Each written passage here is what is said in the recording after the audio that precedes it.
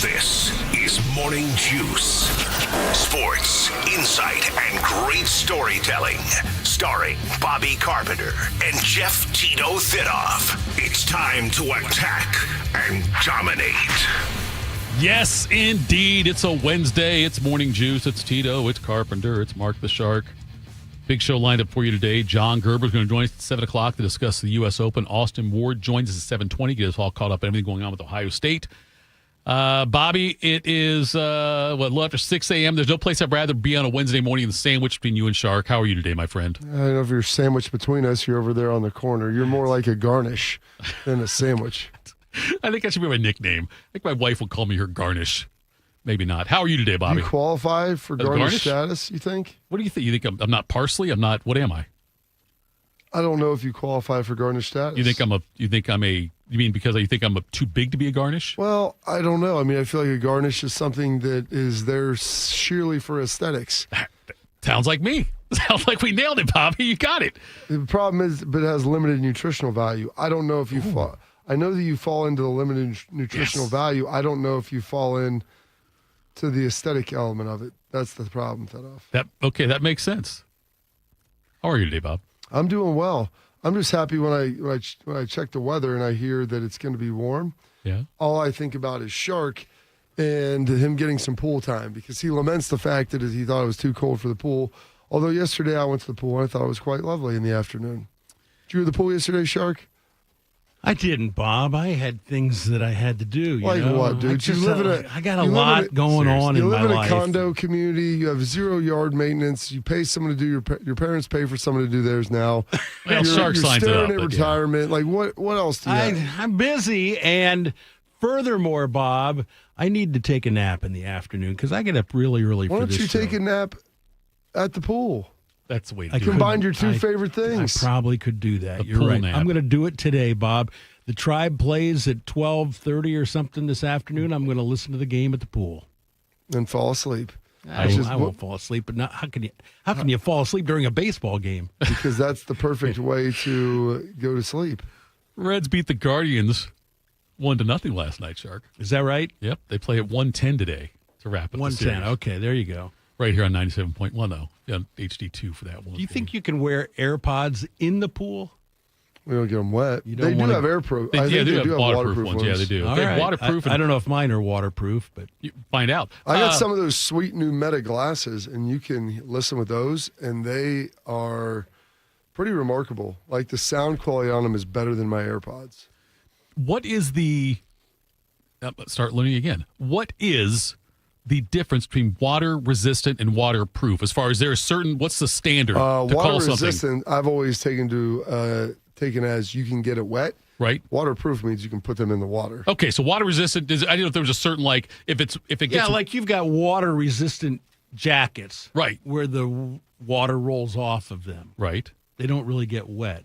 Waterproof, like a waterproof watch, you go into the water. Yes. It's right. Not going to die like they did back in the day. Do you take your phone with you in the shower? Why would I do that? No. You don't? Heck no. No. I was, what's it called when you stand on a board and paddle boarding? Yeah. One time and I fell in with my phone. Oh, that's a mistake. Why would you have your phone in your pocket? It was stupid, Bob. I know. Did you think you were that skilled that you wouldn't fall in? You forgot? I did, but there. my balance wasn't so good that day, and I fell in, and I had to pack it in rice to dry. Oh yeah, you did the right. Out. Did it work? It worked. Because sometimes I know they say it works, but it doesn't. It did. It did on that one. Yep. Though. You pack it in rice like that. Then why not just always carry rice with you? Put rice in my pocket with my phone and go swimming. We are 50 days until the Pro Football Hall of Fame game. We are 73 days until the first 4 college football games, 80 until Ohio State, Texas, 85 days till the start of the NFL. I want to tell you also about the inaugural 97.1 The Fan, the race presented by the Ohio State Wexner Medical Center. It's a 5K run and 1 mile walk happening June 21st at Otterbein University in Westerville.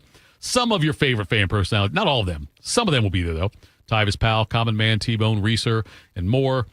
And yes, at 10 TV's Adam King will be running the race in suit and tie, which they didn't say which one, if it's a 5K or the 1 mile, but Every participant gets a finisher's medal, which I know you love, Bobby. I know. Yeah, that's what I need in my life is more participation trophies. Race shirt, free photos, and awesome gifts from Logan Services and Raising Cane's. The inaugural 97.1 The Fan. The race is presented by the Ohio State Wexner Medical Center and sponsored by, I'll get there, Impact Health and Wellness, specializing in regenerative medicine, weight loss, and hormone therapy to help define your wellness goals. Sign up today at 971thefan.com. I mentioned Reds over the Guardians 1-0, 110 today to wrap up that series. See if the Reds just rubbing in the out. Ohio Cup, taking the victory lap, Shark. Listen, that's what I'm doing. I'm really, because I haven't got a chance to do it. Right? You said it's been like years since the Reds have won it, right? 11. So yeah. OKC Indiana game 3 tonight. Florida Edmonton game 4 tomorrow in their series. OKC Indiana knotted up at 1 apiece. Florida leads Edmonton 2-1. And that's what's going on in sports right now. We have a big show lined up for you, but let's do what is really the highlight of my day.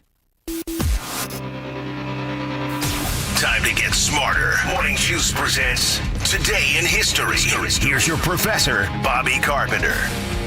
Take it away, General Bobby Carpenter. Oh, boy. It is, what is today? Wednesday, June 11th, 162nd day of the year. 203 days remaining in this 2025. And on this date, 1509, King Henry VIII. I'm Henry I can't keep track of those guys. Go ahead. He's the one that had all the wives. They made a song about him. No, I know that, but Well, you said you know that. You just told me you can't keep track of those guys. No, I can't. So which is it, that off? Bobby, I can't keep track of the order they're in. Like, I always thought, like, if you told me, so what, George III was the Revolutionary War guy, right? That's who was in England when we took over that one. I feel like there was like a Henry VI after the 8th. Is that possible, or am I wrong on that? I don't think that's accurate. Okay, that's why I can't keep track of when, like you said Henry VIII, and you said 15-something, I would have... Henry VIII at 1509. All that matters is he's got all the wives. That's right. He married his first wife, Catherine of Aragon, on this date, 1509. So how about that? Where's the beginning. Where's Aragon? I don't know. Doesn't matter. I know. It doesn't matter. I'm curious. This date, 1776. Continental Congress. That's who was running the country before the president that off. Learned that from you. Appoints what they refer to as the Committee of Five. Do you know who the Committee of Five is, Shark? No idea who the Committee of Five is. They were tasked with drafting the Declaration of Independence. Oh, there must be Tom. Tom must have been in Thomas there. Jefferson, number one. Petiti? Tony Petiti did not make Was his cut. Ben Franklin in there? Ben Franklin's on the list. Hancock? He signed the Declaration of Independence. Gave us John Hancock. Madison. Not Madison. Adams? John Adams. Yep. Gosh, I didn't think that would contribute anything to this. The next two are a little tougher. Next two are tougher. I don't know. I may have. Do you have any guess? I don't have a guess. It's not George, because George was he's not fighting. Yes. Roger Sherman and Robert R. Livingston. That is the Committee of Five. Thomas Jefferson, they said, took the lead and was on point running that. But yes, that was the five writers of the Declaration of Independence getting appointed this date, 1776. I don't know if you knew this, that off next year on July 4th, it'll be our 250th birthday as a country. I question that, but that's fine. Okay. What do you think the aliens, they mocked that just like a space landing? They faked it? We faked the revolution? I honestly, Bobby, and I've had this argument before with people, did everybody sign on July 4th? That's when it was sent out, I believe, or that's when it was written. I don't. That's a really good question. Remember, it was originally going to be the 2nd of July, and then it didn't get. It was actually completed, I think, on the 2nd of July, but it wasn't. But approved, people were confirmed, whatever, until the 4th. You couldn't fax it to people, so I don't know if everyone's in the same room on July 4th. No, they all met. They were all there. Congress. But the July 4th, though, I wonder, did everybody sign it that day, or did some sign it later? Well, you have to wait till today in history on July 4th, and we'll find out. I'm not going to be here. I know, you're taking the day You're not off. going to be here either. This date, 1837, the Broad Street riots in Boston between the Irish and Yanks occur. Over 800 people were part of the brawl, Shark. What year? 1837. Don't remember it. I know, Thidoff doesn't either, unfortunately.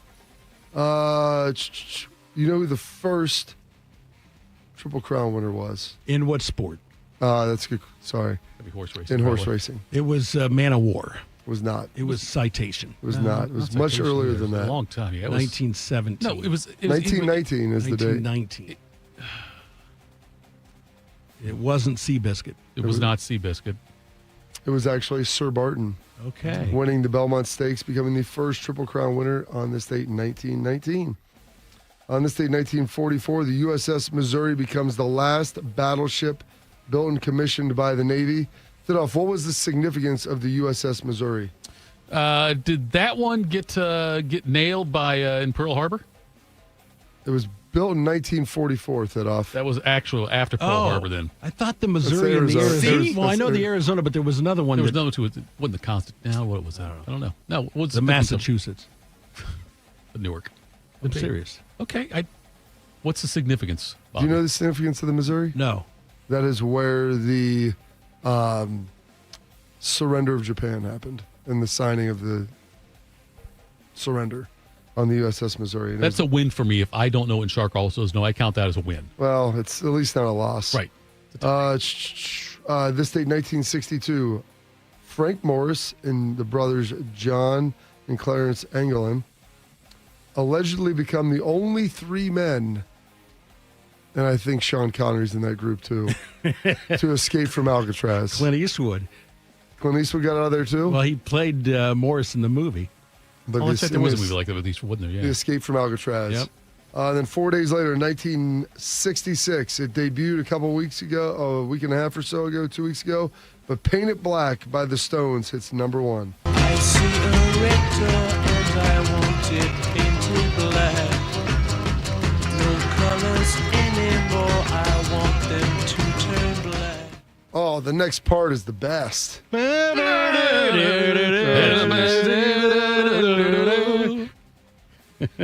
Sounds just like it. Did we ruin it for you, Bob? We can only play 10 seconds. This day, 1964, Do a Diddy Diddy Dum Diddy Do is recorded by Manfred Mann. There she was, just a walking down the street singing.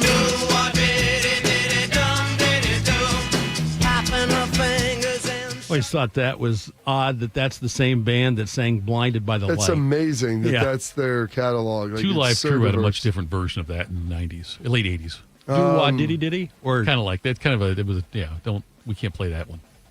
This date, 1976, Play That Funky Music by Wild Cherry is released.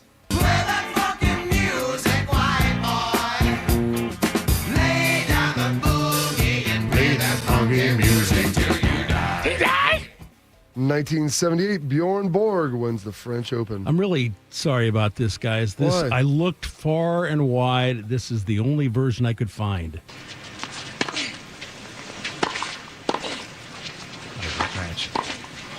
C'est fini. Yes. Une démonstration de tennis Yes. de Bjorn Borg qui s'impose 6-1, 6-1, 6-3. Yes. I did take 3 years of French, and I know that 6-1, 6-1, 6-3 is 6-1, 6-1, 6-3. He won in straight sets. So there you go. you, Shark. Dominant. 11 majors. Bjorn Borg won. Or is, what did Thidoff call him? Ross Bjork. You call him, I said Bjorn Borg. That's what I said. no, you put the J on the second B. Bjorn after the Bjorge? It was weird. And then this day, 2001, one of Tito's guys, Tim McVeigh, is executed for his role in the Oklahoma City bombing.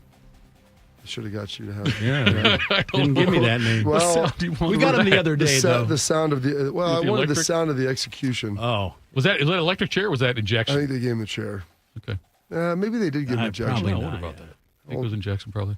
Some birthdays firing today. squad. There you go. That firing squad, they still do that. They're Utah. in Utah. It's still legal. I mean, I don't know why they don't have stoning as well. Let's get that one out there. Go real biblical on you. Vince Lombardi, born on this date, 1913. Vince Lombardi is an icon of NFL coaching, but it's his voice that made him a legend. What the hell's going on out here? That's the best one right there. That was the best one. If you look at this play, what we're trying to get is a seal here and a seal here and try to run this play in the alley. What are they doing through the center of that line out there? Too much out there! I'll tell you something, Leroy. You're not going to get your job back unless we get a better performance. God, get him out of there, will you? Let's go now. A little life out here. Let's have a little life out move a little bit. Everybody grabbing out there. Nobody tackling. Just grabbing, everybody. Grab, grab, grab. Nobody tackling. Where'd he finish his career, Bob? Washington Redskins. That's right. 1 year, and then he died of cancer. He coached there in 69 and then died in 70 that following year. He was the same age I am now when he won that Super Bowl. Look at the highlights. Look how old he looked. The Super Bowl one when he won it. He was 54. I think you look older than he did. No, you don't. You don't believe that for 1 second, Shark. Now he's trying to be funny. There's a book called When Pride Still Mattered that's about 430 pages. 500 maybe. It took me a long time to read, but I read it after I got done playing. And it's all about Vince Lombardi and his life. It outlines everything. And I had no idea that it was him. And do you know where he was at before he got the Packers head coaching job? Yeah, he was the Giants' defensive coordinator. No, he was the offensive coordinator. Offensive coordinator. Landry was the defensive coordinator. Well done. Pretty good staff there. Yeah, and he loved it there because they had Gifford. Frank Gifford was their running back. And so he ran that whole offense through Frank Gifford. But the fact that Landry and Lombardi were the OC and DC. And that was honestly, then the Giants were bad after that for like 20 years until my dad got there in the late 80s, early 80s. Gene Wilder, star of Willy Wonka, but also Blazing Saddles, born on this date in 1933. What did you expect? Welcome, Sonny. Make yourself at home.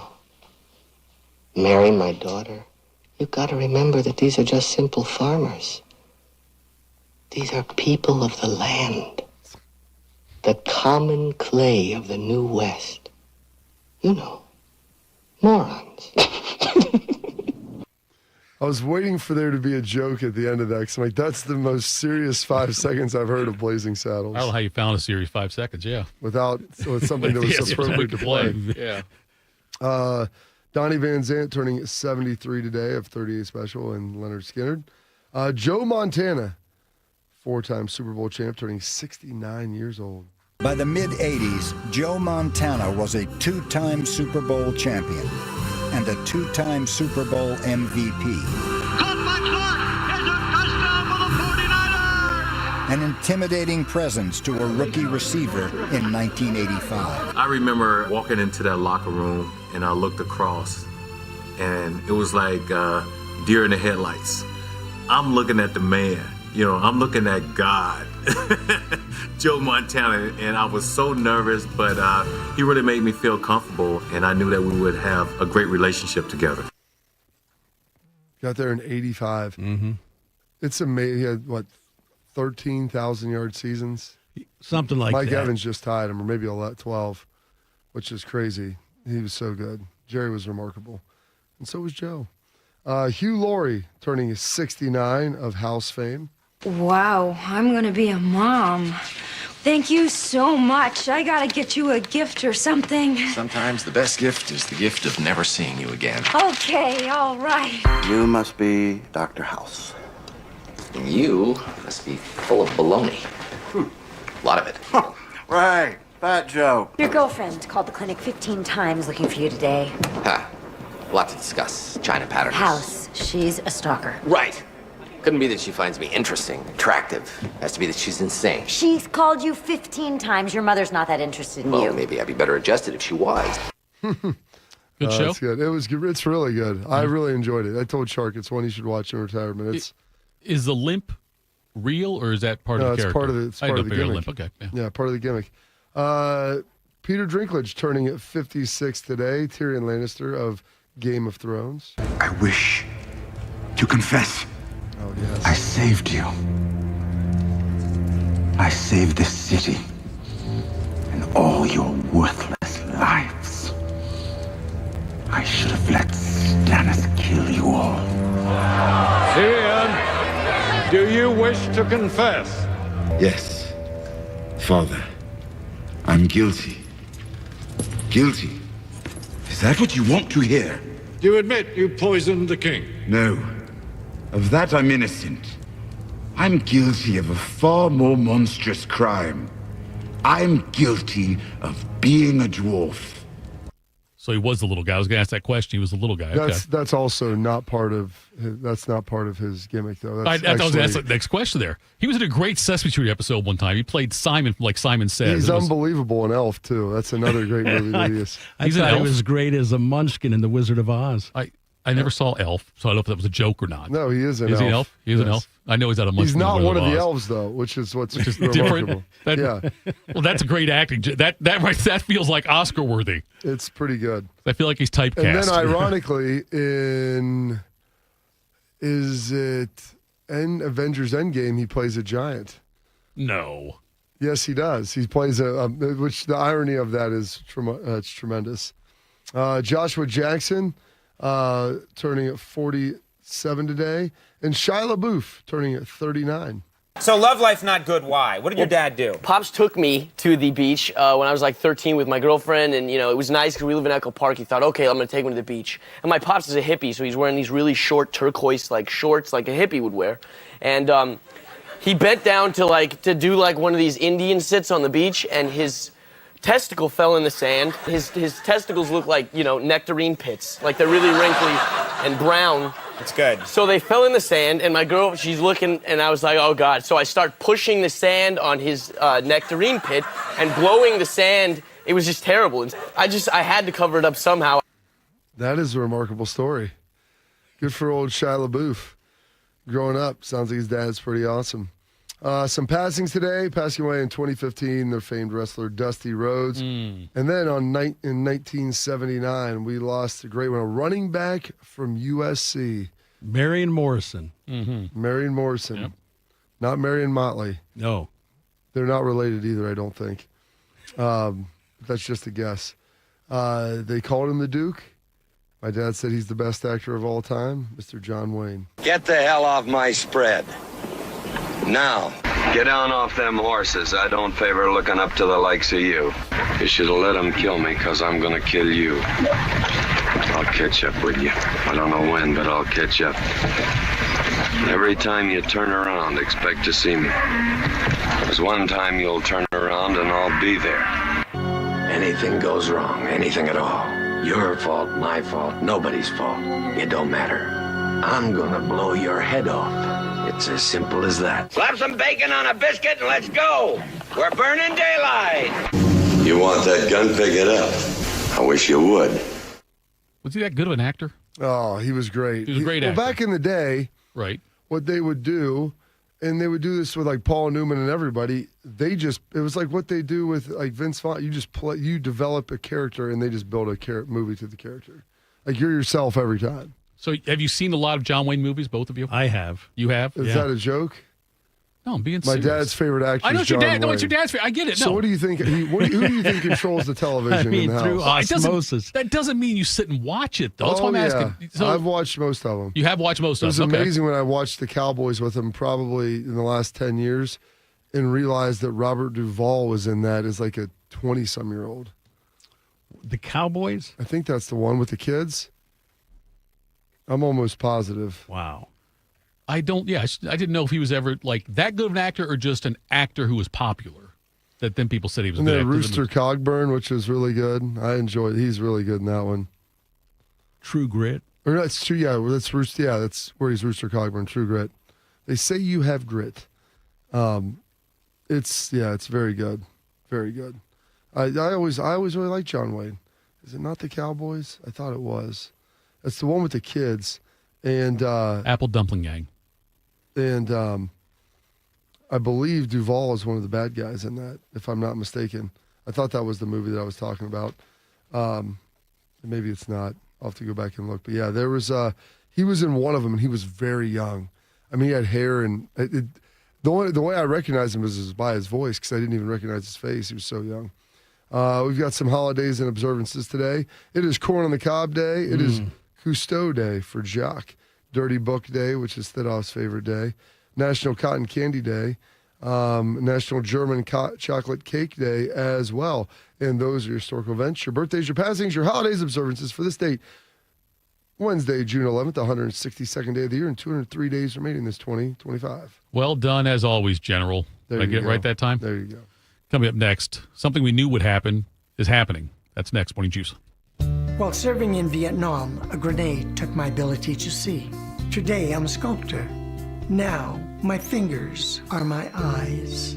I'm Michael Naranjo. As a veteran, I know the challenges of life can be great. In my art, turning a lump of clay into something beautiful, that is worth doing. Life is like that. We each must use what we can to make things better. DAV helps veterans like Michael get the benefits they've earned. They help more than 1 million veterans every year in life-changing ways. Now, I show others how they can create something with their own hands. I know it can do a lot of good. With support from DAV, more veterans can shape their lives into a thing of beauty.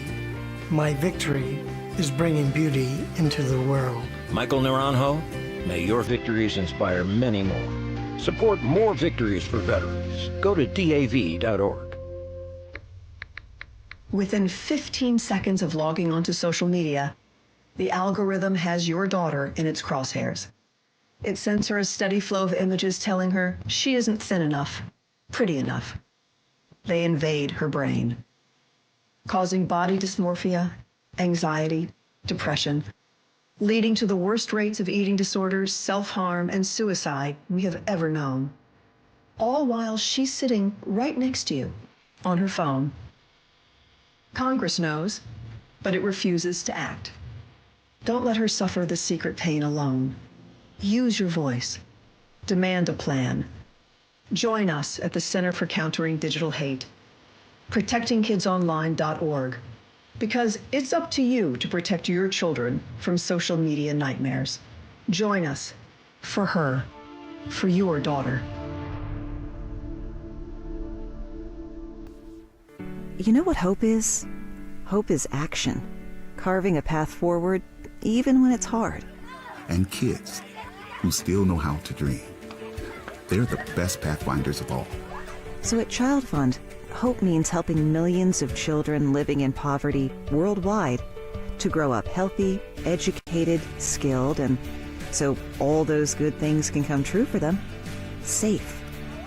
And that means safe at home, safe at school, and safe online. Hope means walking this path together, all of us. Because when we work together, we can do so much more. That's right. Hope includes you. Child Fund, because we need each other. To learn how Child Fund works with children in 23 countries to help them achieve their full potential, visit childfund.org. That's childfund.org. Bobby is known as the General. Tito shops at Dollar General. This is Morning Juice. This Morning Juice. History lesson complete for the day. Although I'm sure I'll learn something else today before we're off the air. I want to correct. It wasn't the Cowboys he's in. Duvall's in True Grit. Oh, okay. He is. Well, that was in the 70s, like right? 73, maybe. He's the bad guy in True Grit. You know, it's 90. By the way, Duvall on January 5th turned 94 years old. Wow. It's National Cotton Candy Day. I found that out in this date in history. When was the last time you had cotton candy? They had some, because I have young kids, so they'll have Parties carnivals and stuff and different things. I haven't had it there. It's been within the last 3 or 4 years. Oh, really? Nabbed a little bit. I bet it's been 30 years since I've had cotton candy. I tell my kids this will help get those A1Cs going for you. Well, it's got a lot of nutritional value. It does. That's what I learned. Really? Is that what you learned that off? Cotton candy sandwich, hold the bread. Lee Corso was announced, and we kind of saw this coming. Speaking of 90-year-olds. Right.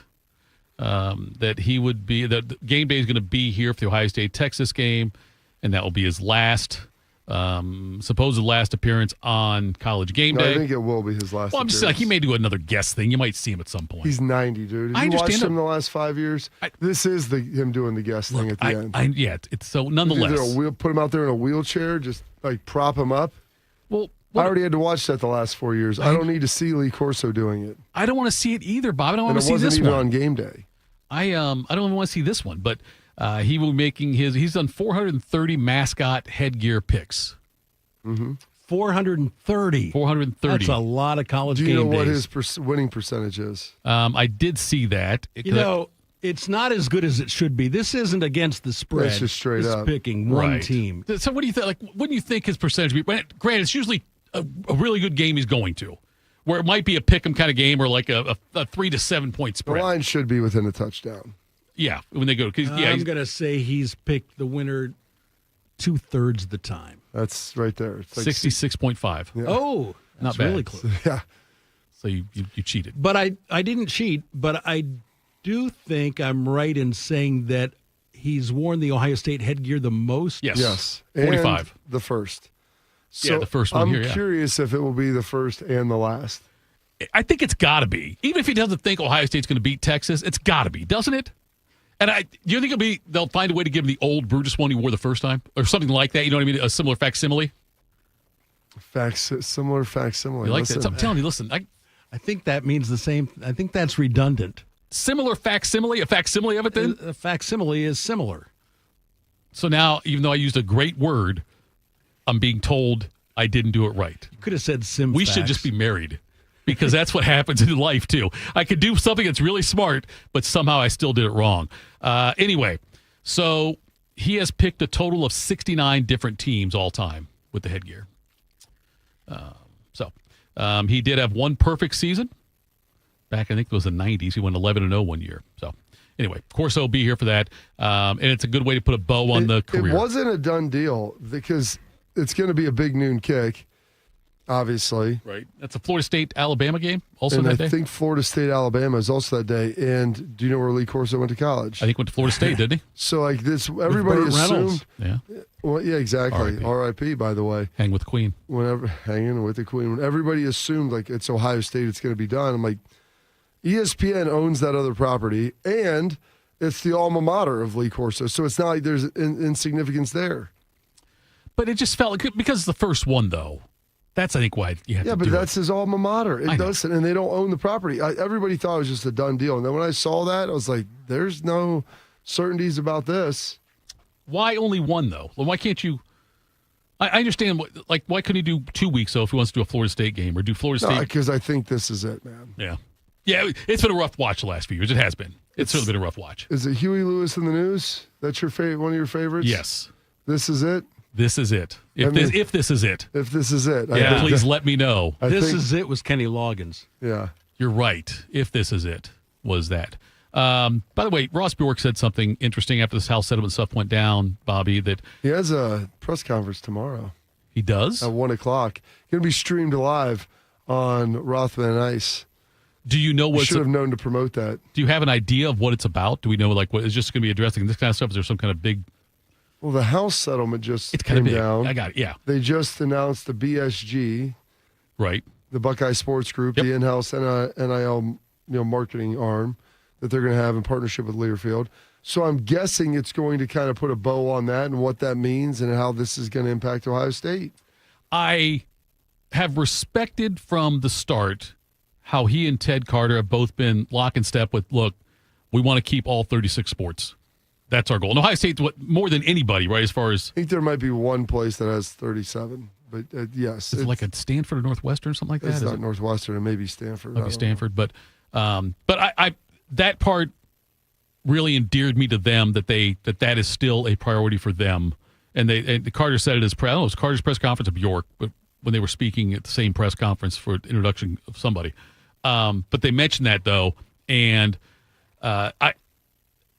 I think that's a really cool thing that Ohio State is going to focus on doing that. And Bjork said, yeah, he came out and reaffirmed that, essentially, is what he did. I saw the story on 11 Warriors, and it said it will fully fund its revenue sharing program, maintain 36 varsity sports following the house settlement.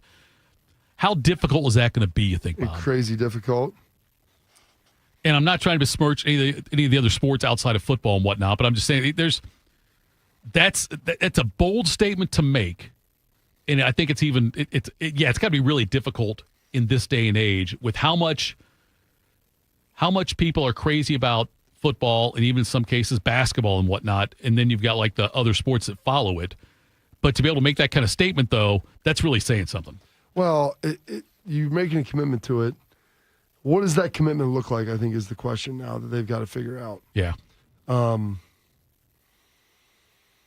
the amount of resources that you're going to dedicate, because Gene was just all about saying yes to everything to everybody.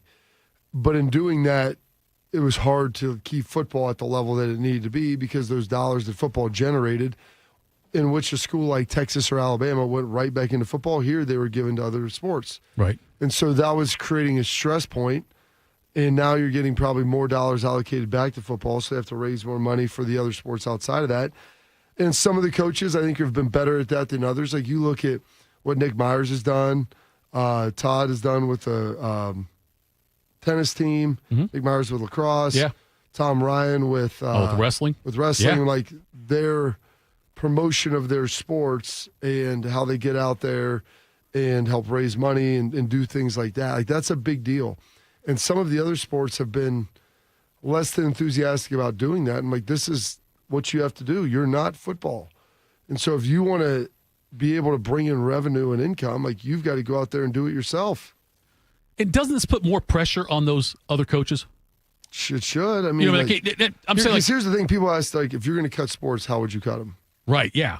I'm asking you that question. I don't know how to cut. I mean, if what do you mean you don't know how to cut them? No, I'm saying I'm trying to think what my criteria would be. Yeah, well, I guess I would. Give me what you're giving me. Just figure it out. Okay, it would talk yourself through it. Profitable, which they aren't. But okay, that's basically football. Right, that's what I'm saying. Yeah, so basketball to an extent. Okay, their expenses are still really high. I would say, how about reasonable expense? I expect everyone's going to lose except football. So I don't know. Reasonable, I know, is a broad term. And then success on the field, on the court, whatever, on the mat, whatever the sport you want to mention is. But yeah, I would think the wins and losses will be the next one. So how good the sport is. Yeah, how good. Okay, how good so let me ask you this question. Yeah. Let's say there's a sport. I'm just putting this out. I'm not saying this isn't accurate, but just hypotheticals. Yep. Let's say there's a sport that doesn't make a whole lot of money, or it's very expensive to run. Sure. And also isn't very good. Okay. Let's say that sport is men's track. All right. At Ohio State. Sure. Let's say it's the biggest loser as far as revenue, or as far as expenses over revenue. Right. So it's the deepest in the red, and they haven't been very good for the last decade, which also isn't true. Let's just say that's the right. case. I got you. Yeah. Would you cut men's track first? They hit both your criteria. It'd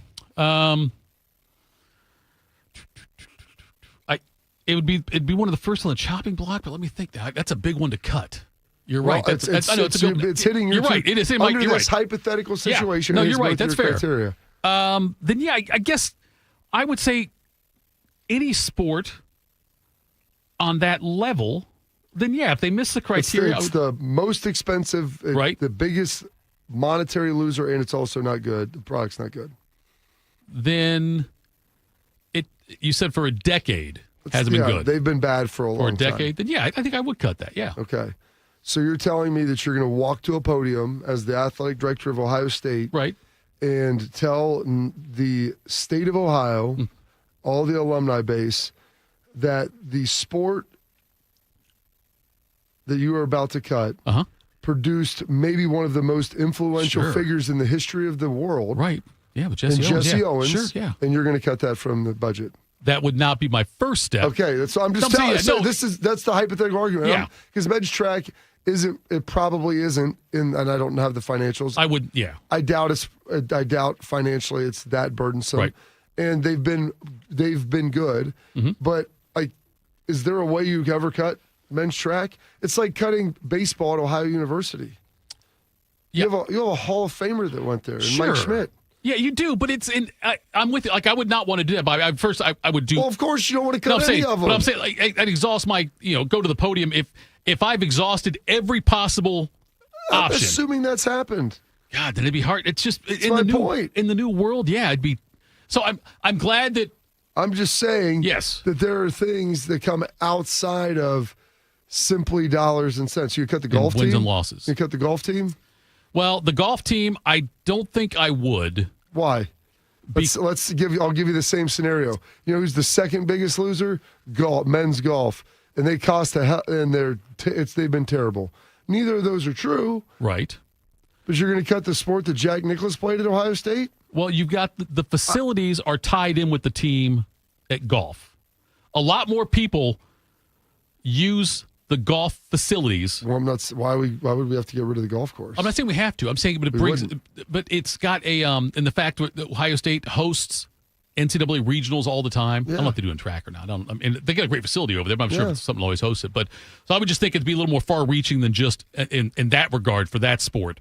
The men's and women's golf teams both. I think the women's golf teams usually pretty good anyway. But yeah, but it's because of how much is and. Like I said, I would not want to do it. I would not want to get rid of track. I don't think anybody wants to cut any of this stuff. The problem is, like, that's what hard decisions are. Yeah. That's the purpose of this exercise.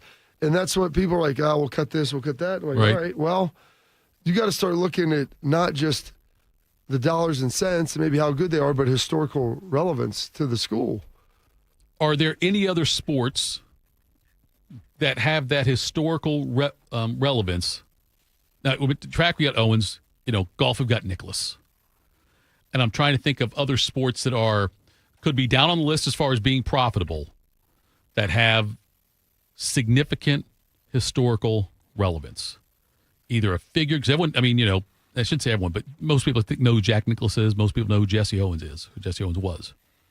Yeah. Is there another sport? Probably not to that degree. I can't think of any other sport. Off the top of my head, I can't. I can't think of another sport that may have that kind of a figure. Not on a national level. Right. Local, degree, yeah. Where you have Jesse Owens and what he did in the Berlin Games in 36. Yeah. And then Jack Nicklaus is the all-time majors winner. Right. And the greatest golfer of all time. I don't think you have anything that's comparable to those two, because those two guys, they're on a short list of like the 100 greatest athletes in the United States. And the Owens thing, you're right. Being bound greatest, just like most significant athletes. He broke 4 world records in a day. But even outside of that,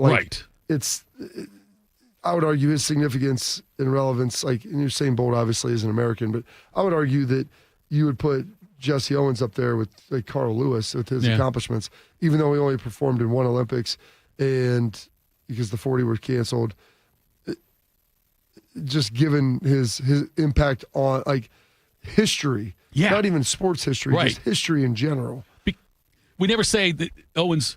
If it's ever just Owens, the 36 Olympics, 4 medals. It's Owens did this in front of Hitler, and the Nazis and Germany. All stuff. Yeah, he always. It's such a huge, much bigger story. Muhammad Ali won the. Won what he did. You tell the story of World War II, and you include Jesse Owens in that. Right. Like, he's one of the only sports figures that you tell a historical event that is non-sports related, and there's a sports figure that is wrapped around that. Yeah. Yep. All right, coming up next, we'll hit you with some quick hitters. Morning Juice. Hey guys, 13-year NFL veteran and Super Bowl champion Jason McCourty here, and I'm an innovation ambassador at FAIR, Food Allergy and Research Education. I would say the most challenging thing as a parent of a kid who has a food allergy is probably the ignorance that I myself had in the beginning. I didn't know what anaphylactic shock was. I didn't know the dangers, let alone the things that she needed to be able to have a normal life. When you go to drop your kid off, and every single time in the beginning, we'd have to go through everything she was allergic to. Preparation is everything. And me, for playing football for 13 years, it was all throughout the course of the week. It's getting ready for game day. When you're on the field, you're playing for your fans. At home, you're playing for your family. My playbook: read labels, keep it allergy friendly, and have an epinephrine nasal spray as a backup plan. Because when my family's safe from food allergens, that's the real victory. Visit foodallergy.org to learn more. And we're live here outside the Perez family home, just waiting for and there they go. Almost on time this morning. Mom is coming out the front door strong with a double-arm kid carry. Looks like Dad has the bags. Daughter is bringing up the rear. Oh, but the diaper bag wasn't closed. Diapers and toys are everywhere. Ooh, but Mom has just nailed the perfect car seat buckle for the toddler. And now the eldest daughter, who looks to be about 9 or 10, has secured herself in the booster seat. Dad zips the bag closed, and they're off. But looks like Mom doesn't realize her coffee cup is still on the roof of the car. And there it goes. Oh, that's a shame. That mug was a fam favorite. Don't sweat the small stuff. Just nail the big stuff, like making sure your kids are buckled correctly in the right seat for their age and size. Learn more at nhtsa.gov/the right seat. Visit nhtsa.gov/the right seat. Brought to you by NHTSA and the Ad Council. You know a thing or two about the moments in life that matter. You've seized those moments to embrace joy, accomplish great things, and build meaningful relationships. Is it time now to sit back and reflect on a life well lived? Maybe. Or maybe there's more to be done. Maybe this is the most important moment you've encountered yet. By volunteering with AmeriCorps Seniors, you can seize the moment, lend a hand, and get back more than you give. We connect you to local volunteer organizations with opportunities that fit your schedule and match your interests. Through AmeriCorps Seniors, you can support people in times of need and make your community stronger. You can become a companion to your older neighbors, brightening their days with friendship. You can even become a mentor for young people, serving as a role model and enriching their lives. Are you ready to seize your moment? Visit AmeriCorps.gov/your moment and get started today. Bobby knows what it's like to be a winner. Tito knows what it's like to be thrown out of an all-you-can-eat buffet. You're here 4 hours. This is Morning Juice. Morning Juice. Good morning, all you juicers out there. Thanks for those of you chiming in on the chat as well. Bobby, that conversation for me was learning experience and also fascinating. Oh, I mean, that's what I do, Thidoff. I educate. You fascinate me? Try to. That's not that hard, but I just try to. I just said something very heartfelt to you, and you said it's not hard. Well, I mean, you're easily amused. Amused and fascinated, too. It's like me getting a laser pointer for a cat, for heaven's sake. Now it feels even more personal than before. I can do that while I'm watching TV, just chasing it around on the ground. How fitting I got hit very quickly as we lead into Quick Hitters. Morning Juice presents Quick Hitters. Sponsored by Dr. Mark Levy. If you're snoring and not sleeping, call Dr. Mark Levy today at 1-800-MORE-SLEEP. Former Buckeye running back J.K. Dobbins is entering his 6th season in the NFL, but injuries have cost him 2 full seasons and half of a third as a rookie in Baltimore. Back in 2020, rushed for 805 yards and 9 touchdowns. Last season, he led the Chargers with 905 yards rushing and 9 touchdowns, but L.A. let his contract expire following another injury to his knee, and they signed free agent Najee Harris. Now Dobbins has landed in Denver on a 1-year, $2.75 million deal that could rise to more than $5 million with incentives. The Broncos' leading rusher last season was Javonte Williams, who ran for 513 yards, but he signed a free agent contract with the Cowboys, so Bobby J.K. couldn't ask for a better situation than playing for Denver. I think Denver was really interested in Travion Henderson, and they weren't able to get him in the second. And not that J.K. is Trey, but Sean Payton's very creative with what he does.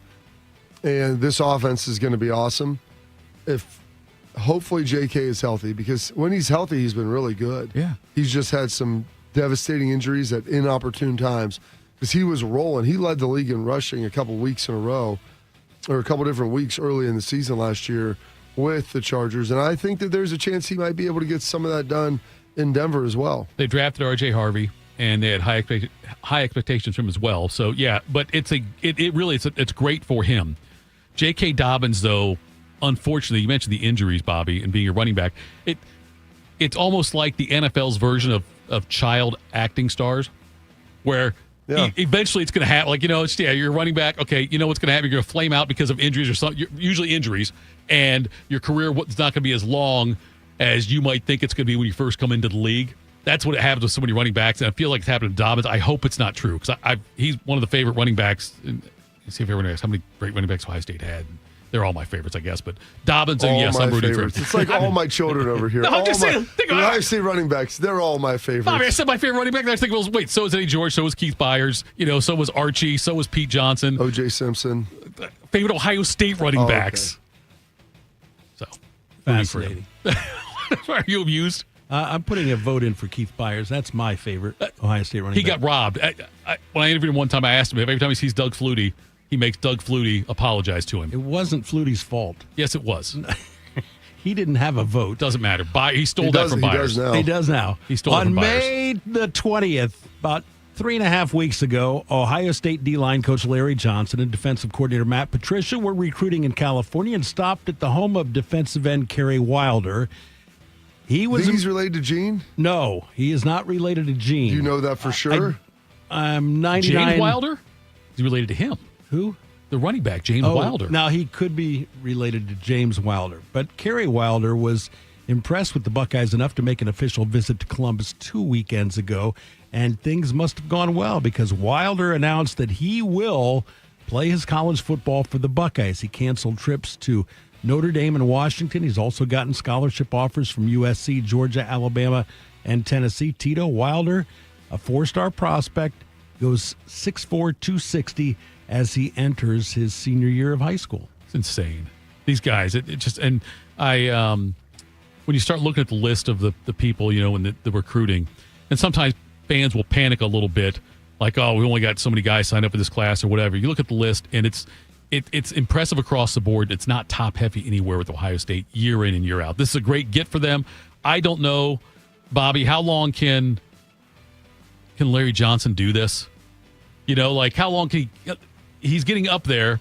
They're going to have to find a replacement for him eventually. I thought he was going to retire after the national championship. Would have made sense. I thought he might retire after the first one he won in 2014 when he came here. And so he's won 2 national titles. I think he's vinataried himself. I think he's been coaching at Ohio State longer than he coached at Penn State. What?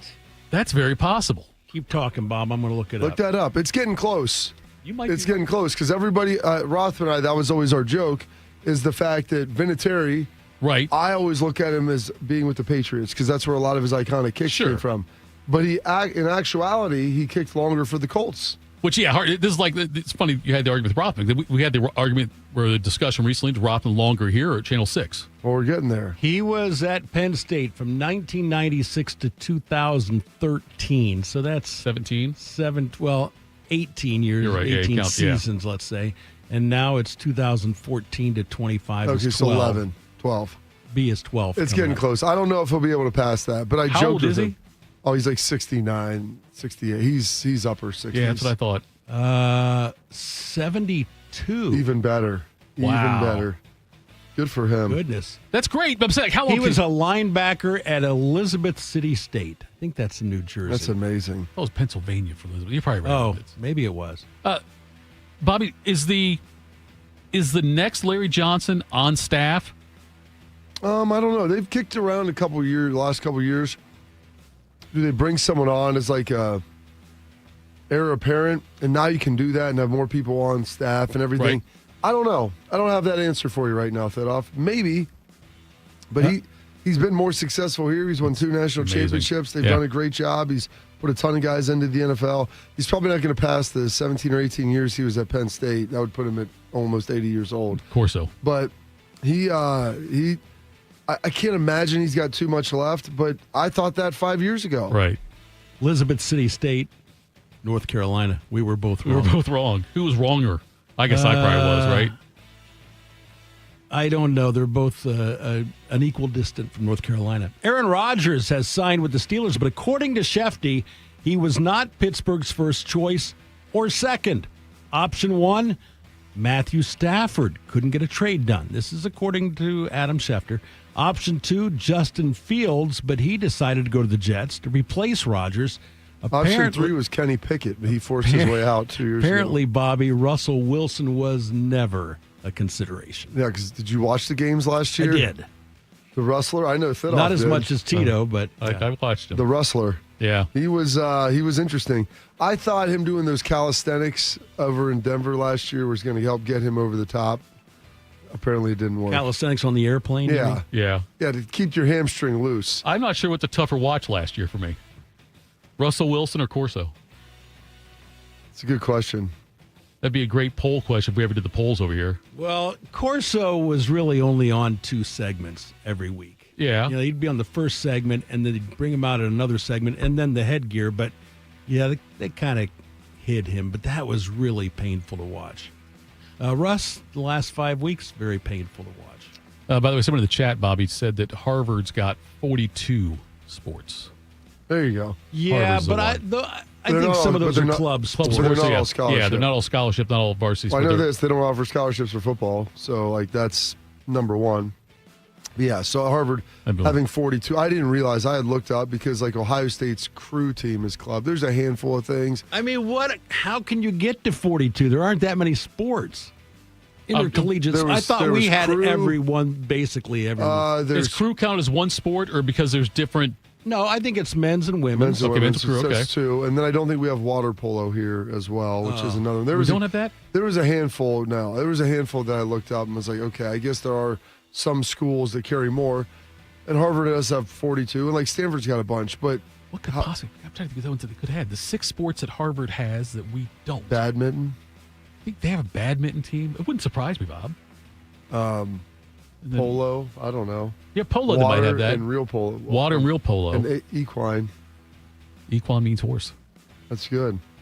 I don't know, Shark. We got time for another one, Shark? Yeah. Why not? I'm looking at. There are 84 NCAA member institutions with women's gymnastics programs. 16 men's programs in the whole country. We have one of the because 16. There's only 16 because that's the one that gets cut. That's golf gets cut. That's expensive. Gymnastics gets cut. Swimming and diving gets cut. Gymnastics is really expensive. I don't know if it's expensive. Well, it's got to be expensive. I would just think. the equipment and everything. Well, the equipment. I mean, and this may be a stupid thing to ask, but liability reasons also. I don't know. Maybe. I mean, I don't know if that figures into it. I mean, obviously, football's got to have. If you're talking about insurance for athletes, things like that. Yeah, it also makes money. All right, quick hitters. After all, thank you. Yeah. Something is going on with Deion Sanders' health, but we're not sure exactly what it is.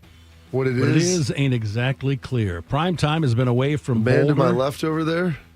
He's staying at his Texas home, even though the Buffs are hosting summer football camps right now. A source says Deion is dealing with an unspecified health issue, and there's no timetable for his return to Colorado.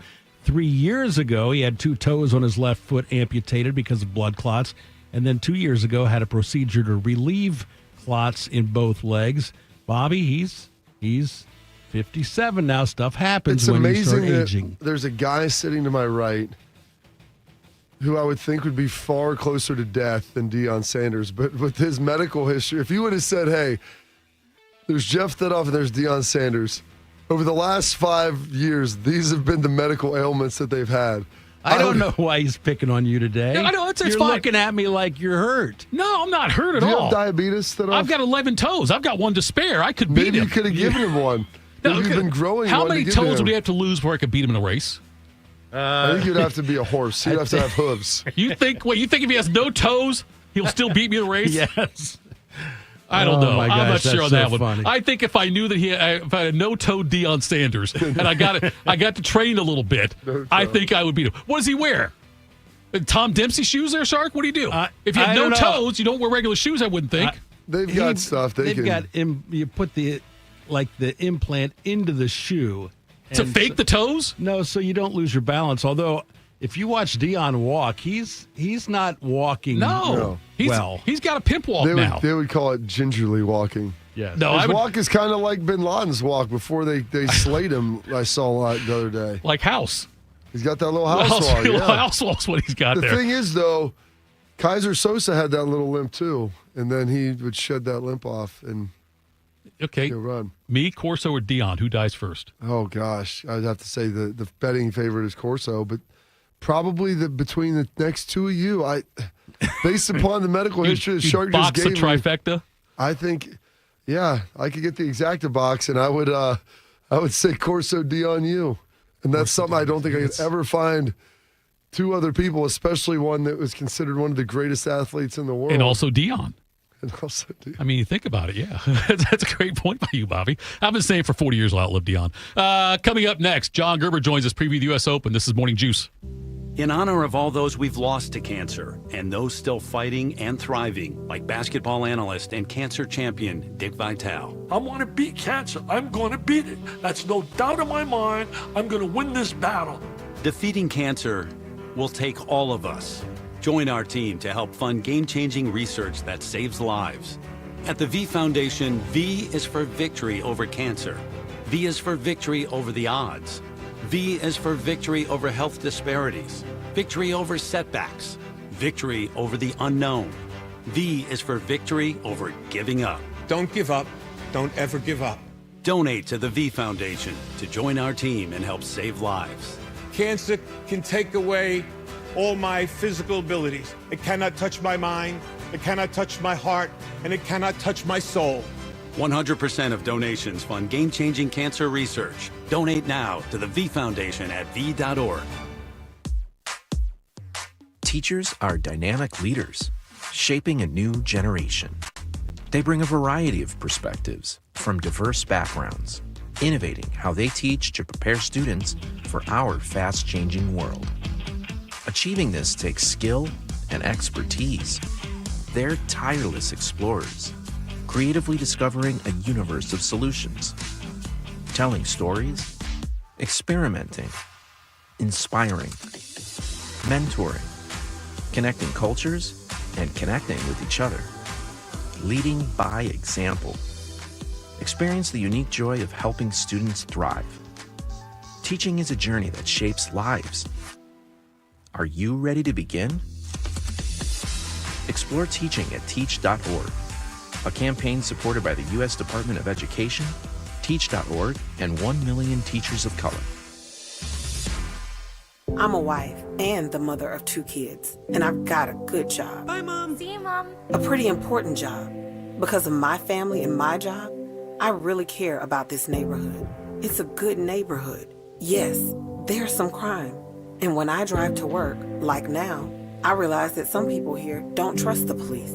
So the police should be reaching out to this community, and this community should reach out to the police. That's the way to make this a safer place. And when I get to work in the precinct house and put on my uniform, I can tell you as a police officer that this department is reaching out to the community, and the community is doing its part. We're building partnerships. This should be happening everywhere. This is how we can all be safer. Get involved. Start the conversation. Start the conversation and help stop crime. To learn the 5 things you can do, go to ncpc.org/prevent violent crime. A message from the National Crime Prevention Council and the Bureau of Justice Assistance. Proud to be your go-to sports addiction. WBNS, WBNS FM, HD3 Columbus. The Fan 3, Ohio sports destination. Bobby Carpenter, husband, father, Buckeye. Jeff Thidoff, husband, father, idiot. This is Morning Juice. Look at that guy. That's John Gerber. He's our golf betting expert. From the Rough podcast on FanStream Sports, the most popular golf podcast in the state of Ohio. Good morning, Gerb. The U.S. Open tees off tomorrow, and I've heard the stimp meter is between 14 and 15. Now, up until go ahead. I was saying up until yesterday, Gerb, I didn't know exactly. I knew it meant faster the higher the number was, but I found out the science behind it is how far the ball rolls on average on that. What would be you're familiar with the courses around Columbus, like you'll mention Raymond, for instance, like the course I've played often. Like, how would that compare to Raymond? I know Raymond's a hell of a lot slower, but like if you had to do a stimp meter on like Raymond, what do you think it would be? Well, good morning, fellas. Yeah, great week, U.S. Open week, and this is the week that you will see professional golfers play like you, Thidoff. Perfect. This is the embarrassing week of golf. This is what they do. And to go back to your stimp question, yeah, it's a gauge that they basically use and tilt, and the ball will roll. But if you're playing a place like Raymond and they're going to be 14 in Oakmont, you'll look at a place like Raymond will be like 9. Okay. So that's about what it'll be usually most golf courses. Now you're getting to 14, but the problem really is going to be you got to get on the greens first. And if you're playing bad and you're driving it bad out there with that 5-6 inch rough, you're just not going to be able to play it. They want this to be the well, first off, it is the hardest golf course in the world, and they want this test to be the hardest test in golf. And don't be surprised if over par wins a golf tournament. Whose game lines up for this course, Gerb? When you start looking at it, with obviously it's the U.S. Open, so it's going to be very difficult. But as far as length, difficulty, righty, lefty, is there anybody? What's the group you think that aligns best for this? Yeah, you look. I think creativity is key here, and if you look, this place is a little quirky. The greens are the hardest greens probably in the world, so you have to be really creative. And I like guys who move the ball both ways. And you don't definitively have to be the longest guy for the U.S. Open. I know Dustin Johnson won here in 2016, and he was one of the longest guys on the PGA Tour. But I like a guy like Shane Lowry in this spot. He finished third there in 2016, and I think he's been playing well. He just bothers me that last round cannot really kind of get it done. He's had some chances. He's had 3 or 4 chances this year to win tournaments. But I think this week, not having to shoot 15, 16, 17 under par and really kind of being steady, I think it's going to fit his game well, like when he won the Open Championship, the British Open a few years ago. Gerb, with Lowry, it seems like, and I could be wrong on this, but I feel like you've talked about him quite a bit this year. He's been on your card a lot, hasn't he? Yeah, he's been on our card a lot. And just because I know he's been playing well, and I think the motivation factor of, Rory having such a good year, start to the year, kind of motivating him a little bit. He's a talented guy. And I just think that, like I said, with the creativity, I really just think that I think this is going to be his week. There's a couple other guys I like. Here's a long shot for you that I really like at 65-1. Look into Harris English. Harris English has always played well in the U.S. Open. Again, he doesn't have to make a lot of birdies, but Harris doesn't make a lot of mistakes either. So guys like that will kind of fit that mold in the long shot category. And look at a guy that to finish in the top 10, the best putter in the world, Denny McCarthy. He fits that mold also. Doesn't hit a lot of foul balls, not the longest guy, which you really don't need. It's more accuracy than anything. But I'll take the best putter in the world to get $1,100 on your money to finish in the top 10. You talked about Rory having a fast start to the year, and obviously he wins the Masters. Didn't play well last weekend. How does that impact your, I guess, ranking of him and where he's at coming into the tournament? Well, Rory's game is always predicated on how well he drives the golf ball. And if you look at him last week, he put a new driver in the bag last week. He had to. I think that's one of the reasons why he didn't play Memorial is because he was testing out a new driver. He put it in play last week. And Roy's been in this stretch before. I don't know if he actually put it in play much, Gerb. I mean, he hit the ball with it. He put it in play, but the ball just didn't go the way he wanted to. It was in his bag, right? So he had a sock on it for sure. But yeah, he's had this happen before when he's put a new driver in his bag. In the next couple of weeks, he hasn't played well. And this golf course, again, if you don't drive it well, I don't really like it. And also with Rory, he's one of the favorites. And how we do it, we don't do it like most people who bet the pools like that. We look at value, and you look at a guy like Scotty Scheffler and Rory McIlroy, they're going to be some of the top 2 or 3 favorites. There's not a lot of value to win on him to get some ROI back on your money. So he won't be on our card. Scotty won't be on our card. I don't like Scotty in this spot. People are going to think I'm crazy, and here's why. You have to be one of the best lag putters on the PGA Tour or in professional golf to play here.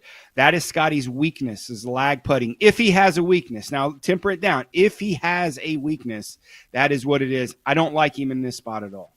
He is John Gerber at J. Gerber PGA Pro, our golf betting expert from the Rough Podcast, where you can find it. All his picks are out there. By the way, I said at J. Gerber PGA Pro on Twitter. He puts all his picks out there. He usually does some matchups on the weekends as well. And what's your matchups record now, Gerb? Yeah, we went 1-0 this past week on our matchups. We're 34-8-4 on our matchups. We did cash in with a winner 2 weeks ago with Ben Griffin. We almost cashed in last week. We had Sam Burns and lost in the playoff, kind of gave it away. But we are 47-10 net profit for the year, but we are 34-8-4 in our matchup record. Is your card complete for this week or not? Is it ready to roll yet or not? We're getting close. We have our pot of guys that we like. Now, moving them around is one of the challenges that we have, especially at a place like this, U.S. Open, that a lot of guys aren't familiar with.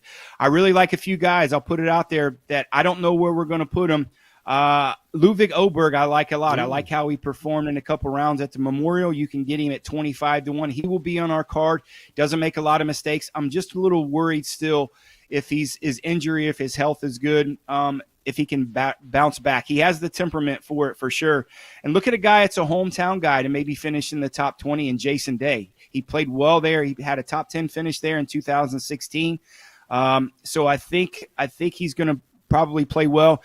and look at a guy like Tom Hoagie, who's one of the best ball strikers on the PGA Tour. I think we're going to have him in our top 10. You can get him at plus 1,400 to finish in the top 10.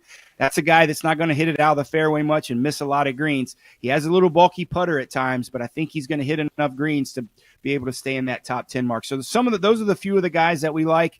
There'll be a few other guys that we're not really sure where we're going to put him in yet. Maybe like a Sepp Straka, who's a great ball striker. Hey, Gerb, this is Shark. You can't see me on YouTube right now because you're... I can see you now. You're showing up. Oh, you can see me? Okay. Yeah. I'm curious, a couple things about cutting down 1,000 trees at Oakmont. Why did they do it, and do you like it better or worse? Well, for me, I like a tree-lined golf course. I like the old 100-year-old tree-lined golf course, kind of like you have at Scioto there in Columbus. But what they did, they did it because that's how it was built originally in 1903. They wanted to bring it back to its original design to make it the hardest place in the world. For me, that's not really the type of golf that I like. But these guys like it. The membership likes it. I'm sure that's why they did it, to restore it to where it was when it was very first built. So, yeah, if they're probably hoping they had a few trees out there, but they're more worried about the greens and the rough than having some trees out there. But it definitely helps in terms of growing the grass if you want to get on the agronomy side. Gives a lot of airflow and a lot of sunlight. So they did it for a reason. They're smart people over there in Oakmont. So there was a reason why they did it, but I think it was just to restore it to the original design. Will we get pros complaining this week about the rough? Because it seems like sometimes the rough, sometimes they complain about like the condition, like this is unfair with how someone's rough. And you think will they complain about it? Well, they'll complain, but they know it's a U.S. Open. And the guys that are complaining, this is one of the greatest quotes Jack said all the time. He said, when I could hear guys that would complain, they eliminated half the field. He only had to beat half of them. So that's what you're going to have this week. They're going to have a lot of guys. You're going to see things this week that you normally don't see on a PGA Tour week. A lot of guys, they're going to be scratching their heads. You can get a bet on how many cuss words that you hear on air, because that's what's going to happen. You can get that bet. You can get that bet, and whatever it is, bet the over, right? Because there's going to be a lot of cussing.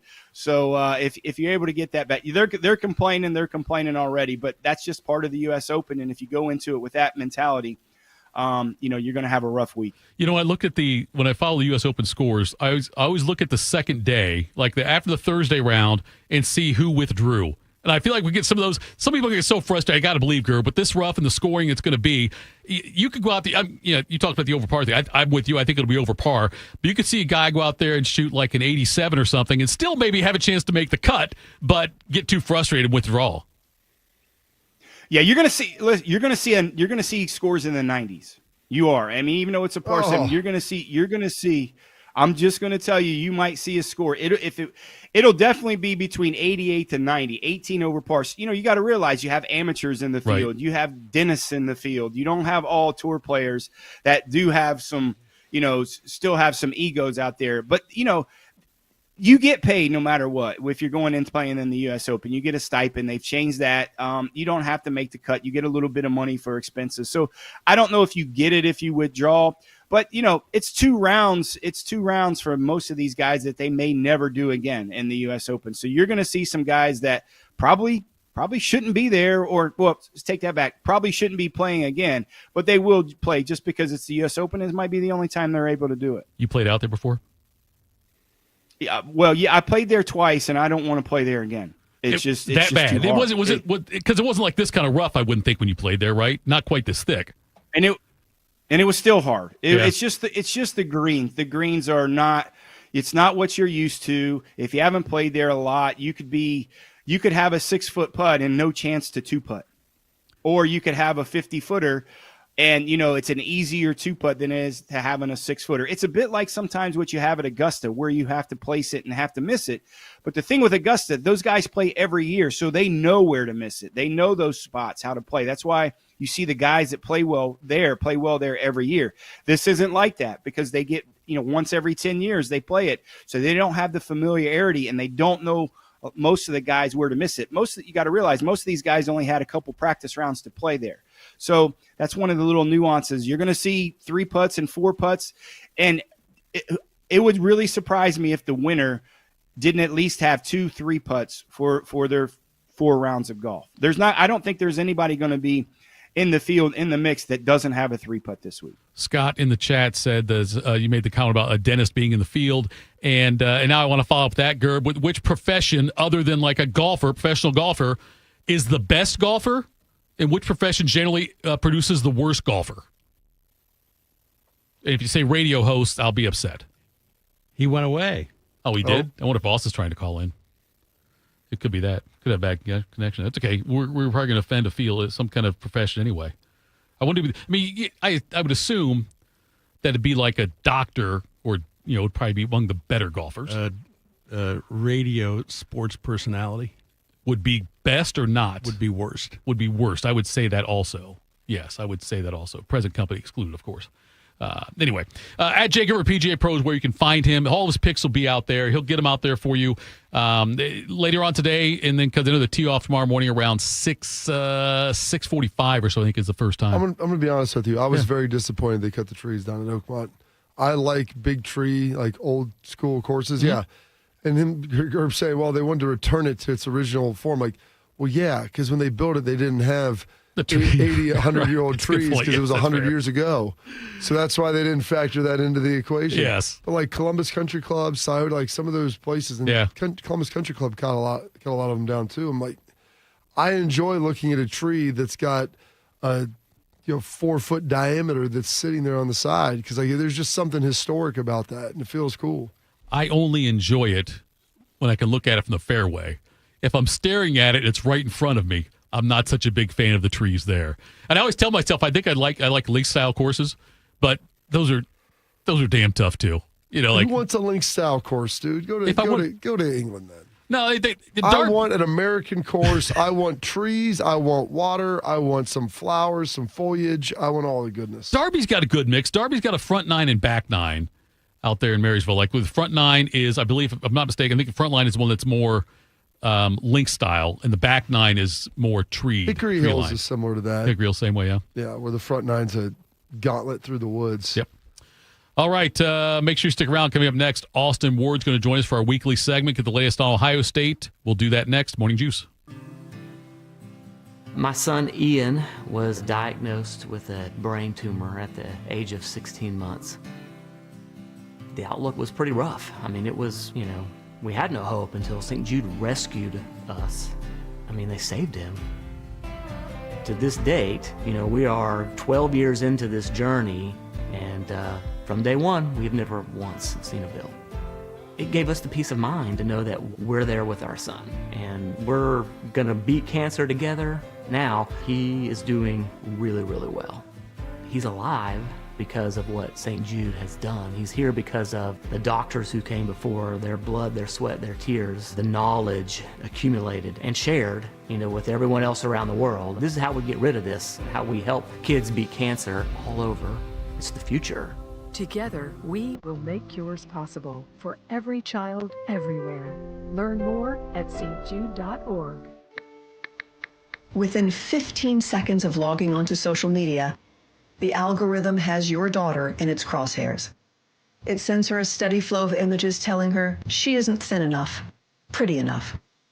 They invade her brain, causing body dysmorphia, anxiety, depression, leading to the worst rates of eating disorders, self-harm, and suicide we have ever known. All while she's sitting right next to you on her phone. Congress knows, but it refuses to act. Don't let her suffer the secret pain alone. Use your voice. Demand a plan. Join us at the Center for Countering Digital Hate. ProtectingKidsOnline.org. Because it's up to you to protect your children from social media nightmares. Join us. For her. For your daughter. While serving in Vietnam, a grenade took my ability to see. Today, I'm a sculptor. Now, my fingers are my eyes. I'm Michael Naranjo. As a veteran, I know the challenges of life can be great. In my art, turning a lump of clay into something beautiful, that is worth doing. Life is like that. We each must use what we can to make things better. DAV helps veterans like Michael get the benefits they've earned. They help more than 1 million veterans every year in life-changing ways. Now, I show others how they can create something with their own hands. I know it can do a lot of good. With support from DAV, more veterans can shape their lives into a thing of beauty. My victory is bringing beauty into the world. Michael Naranjo, may your victories inspire many more. Support more victories for veterans. Go to DAV.org. We built a brand new studio just for Bobby, and Tito has already ruined it just by being here. I'm pregnant. This is Morning Juice. Morning Juice. Thank you to John Gerber for joining us at J Gerber PGA Pro is where you can find him. He's a pro, and by the way, this guy also a pro. A guy who considers himself the mayor of Laramie, Wyoming, who holds the shuffleboard record at the Ranger, and most impressive, the commissioner of the Central Ohio Two-Man Scramble League. Here's Austin Ward. Austin Ward joins us here. Does everything Ohio State for us. Austin, I hear from what Shark was saying there before you came on, you are playing golf today. Where are you playing today? Yeah. Well, first of all, can you hear me? Yes, we can hear you. It's a miracle. Yes. It's a Wednesday miracle. All right. Okay. Well, we've really accomplished something right off the bat. I'm playing at North Star, getting a little practice round in for an upcoming member guest with my buddy Brandon. That course is a challenge. So I played in that outing last year, so I actually know the course. I don't necessarily need to see it with a practice round, but I just need to somehow survive, get the game close to ready, because my full intention, Tito, I think you and I were doing some shows in March, and I'm like, yeah, this year I'm going to really get the game back in the shape that it needs to be. I'm going to practice. I'm going to do the things that you're supposed to do on the range and work on the short game. And then my life got flipped and turned upside down. I didn't touch a club for 2 months after that. So that became, So we're on the other side of that part, but now we got to catch up with the game. So you're going to go play golf and leave Berm to fend for himself with all the high school dudes. Well, Bob, today's 7-on-7. So this is an event that I would normally skip. I've been at every one-day camp so far. I'm not checking out on June. I've been out participating in the dude watching. Now, as I said with you guys last week, I love to go to the camp so that I can actually talk to the coaching staff a little bit on the side, see how their summers are going, what vacations they have planned, and then maybe see what the workouts have done for the 2 months with those body by Maradi plans for the Buckeyes, the current ones. So I've been at all three so far, and 7-on-7, Berm can handle that on his own. You and Berm last night, heard you guys on the Buckeye show. How long did he end up sticking around for? That was his first time in the studio, Bob. We had him in for 2 segments. He had nothing else to do because he was your ride. He said Monday, Tuesday. Well, he exaggerates the truth. You know that. I did not. He didn't just sit out there in the lobby for 2 hours while I did the show like he was dropping me off for summer camp. He was adjusting. That was the first time that he's ever actually come down into the studio, so he has no idea about how the clock works and when breaks are supposed to come. So Matt's trying to get ready for one of the breaks the first time that Berm's in there. And he's used to the podcast. If he's talking about recruits, he might name 50 guys in a row. I'm like, buddy, you got to shut up. We're trying to go sell some ads here. You have to stop. So he was better for that going into the 7 o'clock hour. And then he was just sitting there. He's like, maybe I should stay. I'm like, just go eat. You don't have to stay here.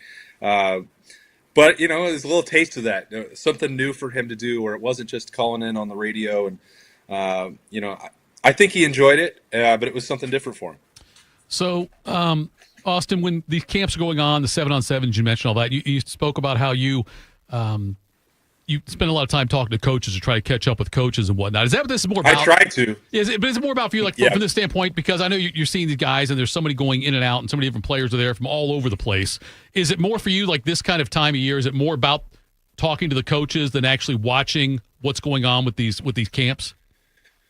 Yeah, for me it is. And they don't have a ton of time. I mean, they are extremely busy. They're trying to participate in the camp, for one. And yesterday, and I told the story on the Buckeye Show, as Bob mentioned, like Carlos Lachlan is so intense, even when coaching middle school or high school kids that have most of them no chance of ever even sniffing an offer from Ohio State. He didn't like the way they were going over bags. He had them doing up downs on the field at the Woody on a steamy Tuesday afternoon. I don't know that I'd ever seen an Ohio State assistant coach do that to coach to kids at a camp like that. So they're still very active. And then the ones that do spark some of their interest, they're trying to get an evaluation and determine if somebody's going to earn an offer, if they've maybe had communication with them in the past, if that offer could turn into something more and a relationship down the road. So it's a busy, hectic day, especially because they start these days, last Thursday, Monday, Tuesday, being around the team and the current Buckeyes, and they've got workouts, and I don't think I can call them voluntary team activities, but team activities and meetings and things that they get to do in the summer that they didn't always used to do. That some of that, the time that they are allotted in the summer is different than it was when Bobby was in school. I think it's up to 20 hours that they can count for some of these activities, even in June. So this is a really busy stretch. They have official visitors coming in on the weekend as well. So they cram everything in here for the first, 3-ish weeks of June. And then they get their longest stretch of the summer for themselves, the coaching staff, with a little bit of vacation time. So I always love to hear who's going where, who's had these trips planned for a long time, if the wives were in charge this year, if the coaches got to pick this year. So I haven't got everybody's itinerary, and I won't share them publicly unless they have something cool that they really want to talk about where they're going, like Ryan Day going to Greece last year. What tomorrow Ross Bjork is having a press conference at 1 p.m. It'll be streamed here live on the Fan during Rothman Ice. What is your anticipation for the announcements coming out of there? Obviously a lot of house stuff, I'm guessing, but yeah, I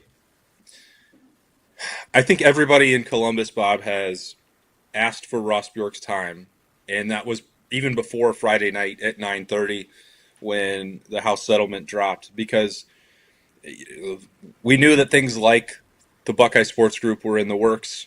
Now it's full barrel, green light to go. We knew that they had been ongoing conversations with the broadcast deals. We would love to talk about that. You knew that there were situations about the non-conference schedule and the premium hospitality suites and the renovations to the Horseshoe. There have been a lot of things going on for Ross Bjork and the Ohio State Athletic Department at once. So I think the solution for Ohio State and Jerry Emig was like, you know what, let's just have this all done at one time. You can sit down and have Ross Bjork answer as many of these questions as possible for half an hour, 45 minutes, an hour. But I really, when I mention all those things, like, I feel like we need 6 hours with Ross Bjork. The college athletics landscape has changed dramatically in half of a week, and that directly impacts Ohio State in the future here. And they've also, as you know, Bob, Ross has been on a number of these committees and helped shape some of the decisions nationally for what that is going to look like, not just across the Big Ten, but for the CSC, which we have to get used to saying. It doesn't really roll off the tongue quite the same way the NCAA did, but I'm sure we'll get used to it.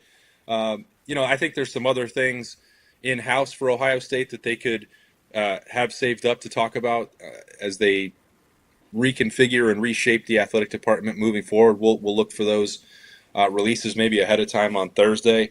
But there is so much to cover. And just when you thought that, okay, well, you're making progress, so the college sports administrators have agreed to pay players, well, then they still put up some statements around the country on Tuesday. It's like, well, we need federal legislation still to prevent and make it illegal for student athletes to become employees. I'm like, well, I thought that was the whole point. That's the collective bargaining path. That's the thing that saves sports. So every time there feels like there's a step or two forward, we may take one step back. And I think we need to know where Ross Bjork stands on that and how he feels like the progress is made, what progress is left.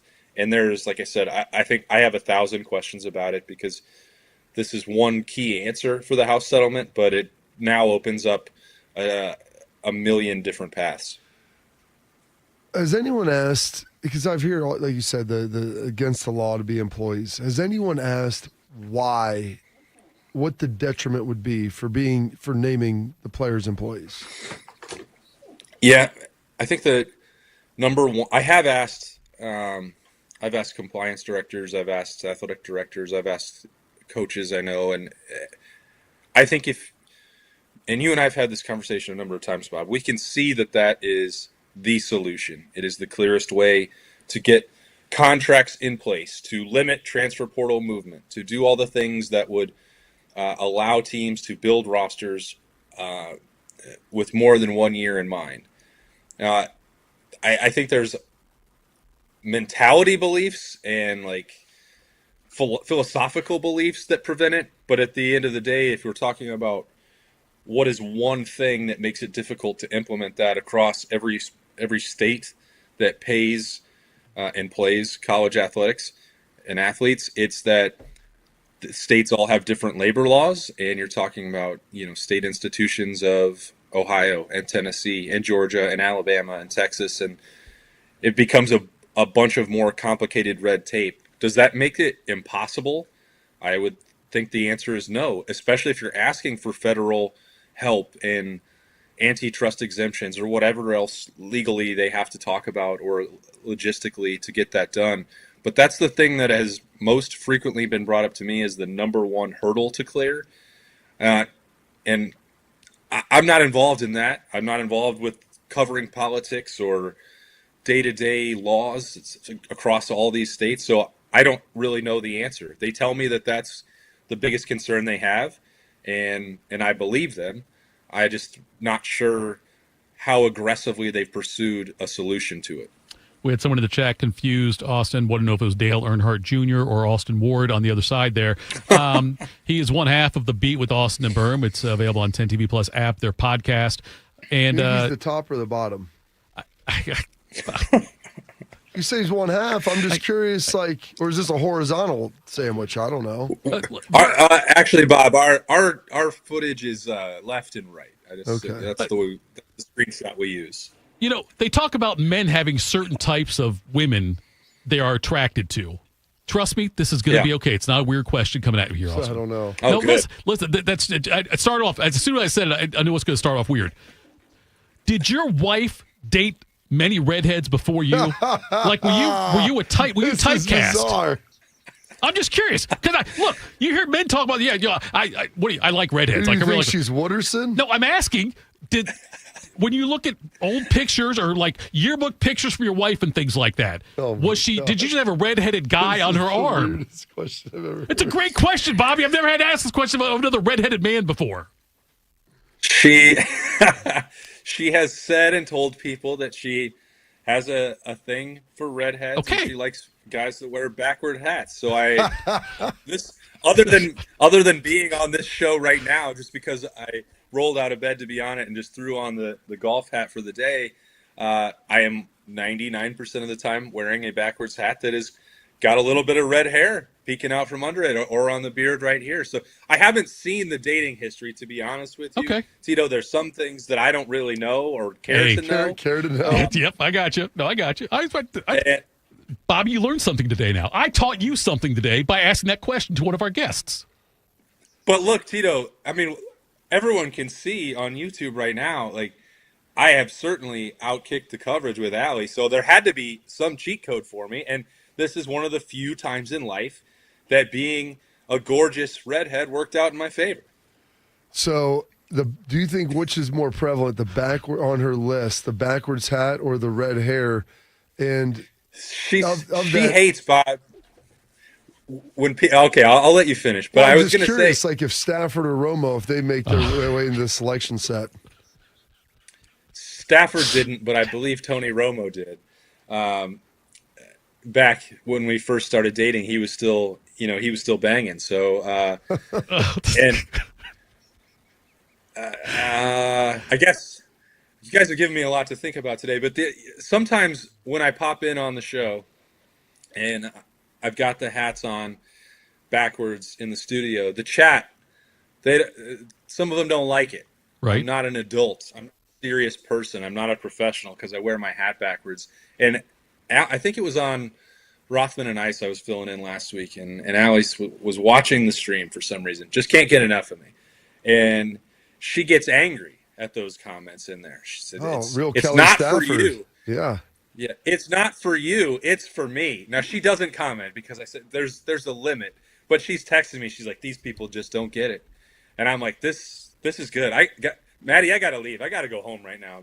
My wife likes the way I look in a backwards hat. Can we get this show over with? She's watching the stream right now, and I need to return to the Ward residence as quickly as possible. Ryan Baker said the most successful times he ever had when he was on the out and about in the regular weekend dating scene, the backwards Yankees hat is what was the kryptonite thing right there. Like that right there is what would attract the most attention for him. So positively and negatively, because nobody wants to see a Yankees hat. Not in Columbus. Come on, Bake. I know. Are you the most famous redhead in Columbus? Oh my gosh, this is great. The current most popular. Let's say most popular. Is there another? I'm trying again. Getting on the head I'm thing. not popular, Tito. I can't think of another redhead that's popular in the city of Columbus like you. Can you think of one, Bob? You're in the media. I really hadn't had to think about that before. I mean, that's something that if I'd have to want to sit down and maybe workshop some things. Who was the redheaded hockey player from here that ended up getting booted out? Commodore. Okay, Commodore was one. Wasn't there another one too? Wasn't there another like a high draft pick that Columbus took that they went to Philly? Not a Russian guy. Not a Russian guy. I can't think. But there was a redhead. A Russian redhead? Surely there's no such thing. I thought they told me in Russia they throw redheads in the river. There was a redheaded player we had. He was a forward. He was a high scoring forward. Can you picture him, Shark, in your mind? Okay, so you know I'm not crazy. He played for us twice. That's right. He did play for it. Wasn't Commodore. It was somebody else, right? Commodore was the robe guy, wasn't he? I don't know what that means. What's the robe guy? Oh, I think that sounded funny also.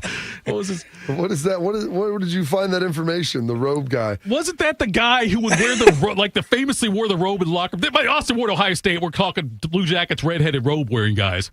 You got the name? Jakub Voracek. Yeah. Voracek. That's what I'm thinking of. Voracek. Okay. Nationality? I'm going to say Russian with the name like Jakub. And he was a redhead, wasn't he? Yes. Okay. There we go. Let me get these luscious locks out for you. I noticed you doing that there. That right there. That's some good cabbage up there, man. That's some good stuff over there. Bobby, you seem bothered by the redheaded questions. It doesn't bother me. Like, I have a red beard, so it's all good. That's right. You haven't had one for a while, though. I haven't had. What does that mean? I haven't had one. I haven't seen the beard in a while. Because I shave regularly. I know, but bring it back. I'm not bringing it back. Tito. Yes. You've only been doing this show daily with Bob for a month, and normally he's the one that's like, let's make this weird and uncomfortable for Austin and take this to places that have nothing to do with Ohio State football. He has completely changed your mindset for radio in a month's time. Do you recognize that? There's no doubt. He wanted to talk about Ross Bjork and the future of college athletics and what I've seen at camp, and you asked me about my red hair. And your wife's affinity for it. Yeah, your wife's affinity for it is what because as soon as, by the way, as soon as the backwards hat thing, you can't see it on YouTube, but Shark put on a backwards hat. So I think I'd probably be offended by that a little bit if I were you. But yeah, okay. Well, enjoy. Hey, listen. Yeah, Bobby has certainly affected me in many ways. My therapist said I need to get more like in touch with who I am and be the real me. Mm-hmm. And as I'm doing that, I'm finding I'm saying some even dumber stuff on the radio and asking some weirder questions. So let me ask you this before we get you out of here, Austin. There's a lot of folks that have been clamoring. As you can see, I've got the great Roosters shirt on, and there's a little rooster sitting up here. Is there a chance here in the near future that the Roosters show, the live show, might be coming back? Every intention is being made. Put the phone call out. It had been a while since I caught up with Nicole Cox, but had played a little phone tag with that on last night. I've also been talking with. Now I have a sales staff to work with at the Fan, which is great. Never had that before. Very helpful. Had a meeting with them over the last couple of weeks. We know that I miss Roosters. You miss Roosters. We had a great segment of the fan base that watched every single week for the Roosters show. Working on that to bring it back to make sure that it's fully functional and meeting its optimal capacity for everybody. We can't miss it. But in the meantime, Berm has gone to our dinner, the Henderson location for dinner the last 2 nights while he's been in town. So he's making sure that's how much he's missed it. Monday night, Tuesday night, both at Roosters, because it's a fun casual joint, Bob. You might have heard.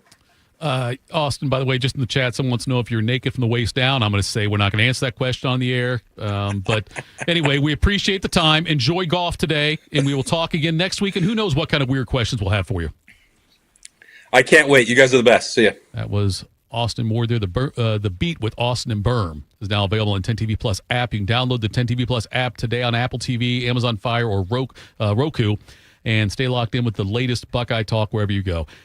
He and Berm do such a great job on that beat. It's and I love talking to Austin. And I used to host the Buckeye show. I don't get to host him anymore because we're doing this now. But always you could just ask him a question about Ohio State, and it would just he had so much information on everything. So we appreciate that. All right, we'll tell you now, or tell you next, I should say, what's got you juice. This is Morning Juice.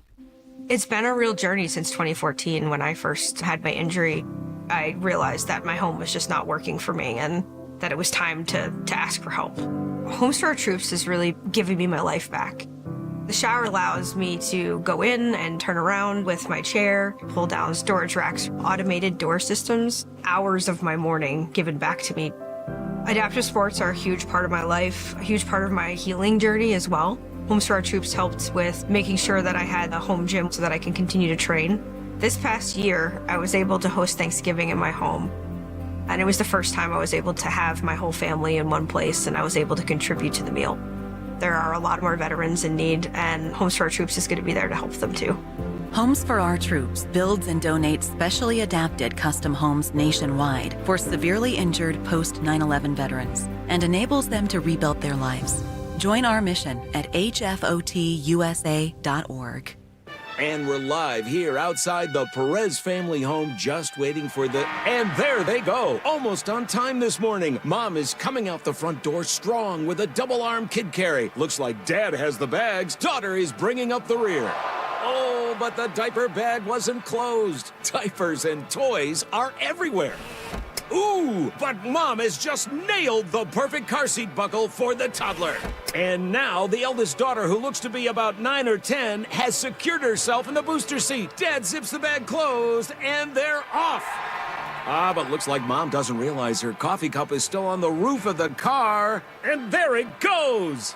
Oh, that's a shame. That mug was a fam favorite. Don't sweat the small stuff. Just nail the big stuff, like making sure your kids are buckled correctly in the right seat for their age and size. Learn more at nhtsa.gov/the right seat. Visit nhtsa.gov/the right seat. Brought to you by NHTSA and the Ad Council. 1 in 4 Americans today are living with a disability. I'm one of them. I care deeply about creating a world we can all fully participate in, free from stigma, misperceptions, and barriers. And we've got a trusted ally on our side, an organization we can rely on, Easter Seals.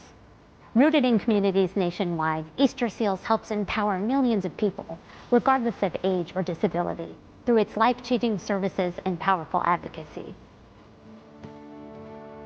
Today and every day, Easter Seals is leading the way to full equity, inclusion, and access to healthcare, employment, and education for people with disabilities, families, and communities.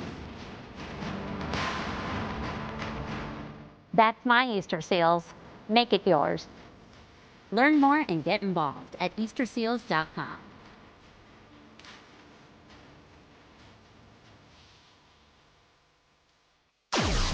If you're looking for the inside scoop on the Buckeyes, you've come to the right place.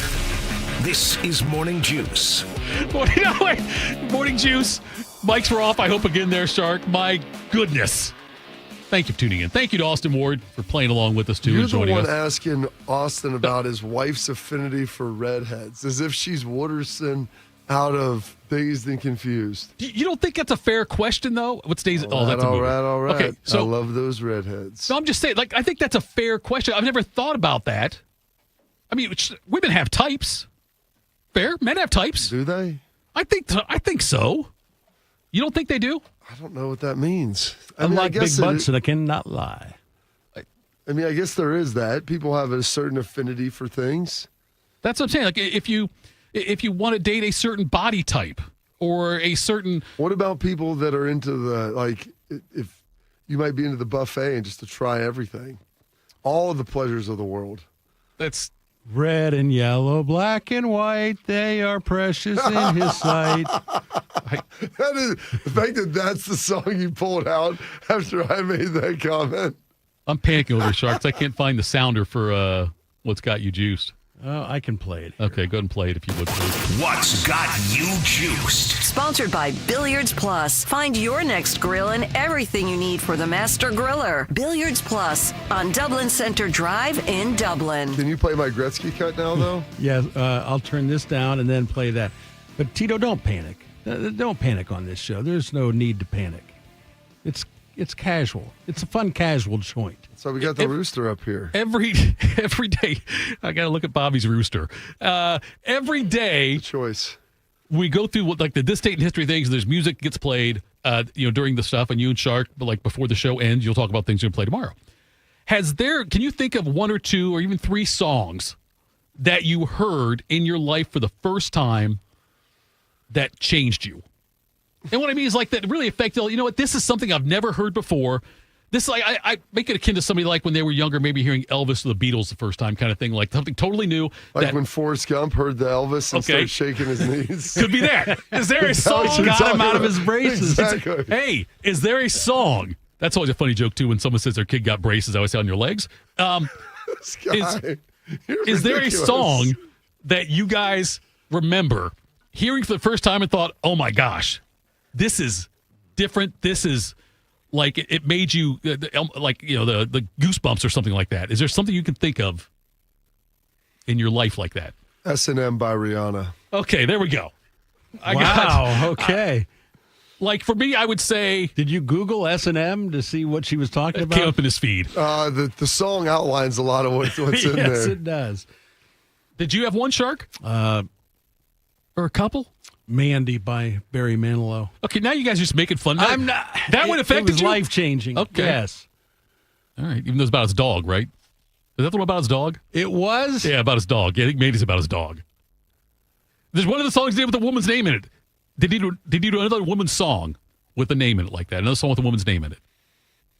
Because Mandy, I believe, is about his dog. I think he had a dog named Mandy when he wrote that. Do you remember My Girl Bill? I don't remember My Girl Bill. No. Like for me, it would be things like, I remember being at Alum Creek Beach in the 5th grade for the end of the year school party. So he brought a tape recorder and played Stairway to Heaven. This would have been 80, 81, somewhere in there. And I'd never heard Stairway to Heaven before. I think that one did it for me. Sweet Child of Mine by Guns N' Roses, another one. Paradise City is really good. And I like songs with great openings. Like when I hear Joe Walsh Yesterday. Yes. It's very iconic. Like hearing the opening to Guns N' Roses, Paradise City. Probably, and Maddie will love this, some of the stuff from Dre from back in the day. See, for me, it's Boys in the Hood also. The first time the song Boys in the Hood. You hear some of the chorus line, like they start hitting. When I can hear one bar of a song and know exactly what it is, right, and like a song that I like, that's pretty good. Like Thunder Road when they open up and it's like the whistling, like, and you just hear songs like that. And like this is for all genres, whether it's some raps or like you said, there's some stuff with Dre, there's some stuff with like Snoop. I like listening. It's mostly older for me because it's the nostalgia element of it. But yeah, I mean that's a pretty good question. I like to end on a strong note. I don't want to peak too early, Bobby. The Austin Ward redhead conversation wasn't strong enough. Is that the one we're going to share for like with the where you're sending over to 10 TV? Is that the one you're cut up and use? Nope. The promo. I'm sending Gerb to You're sending Gerb over. Bob, what has you juiced? Well, that question because you brought up the S&M, and I did not bring up the S&M. I did not bring it. My brother used to sing this song like as if he was singing just along to anything, and he would just sing it without even the music behind it and like sing it slowly. And he was like, because because I may be bad, but I'm perfectly good at it. Sex in the air, I don't care. I love the smell of it. Sticks and stones may break my bones, but chains and whips excite me. And he would say, I'm like, this is amazing. He would say, I was like, what are you singing, dude? He's like, Rihanna. And I'm like, what is wrong with you?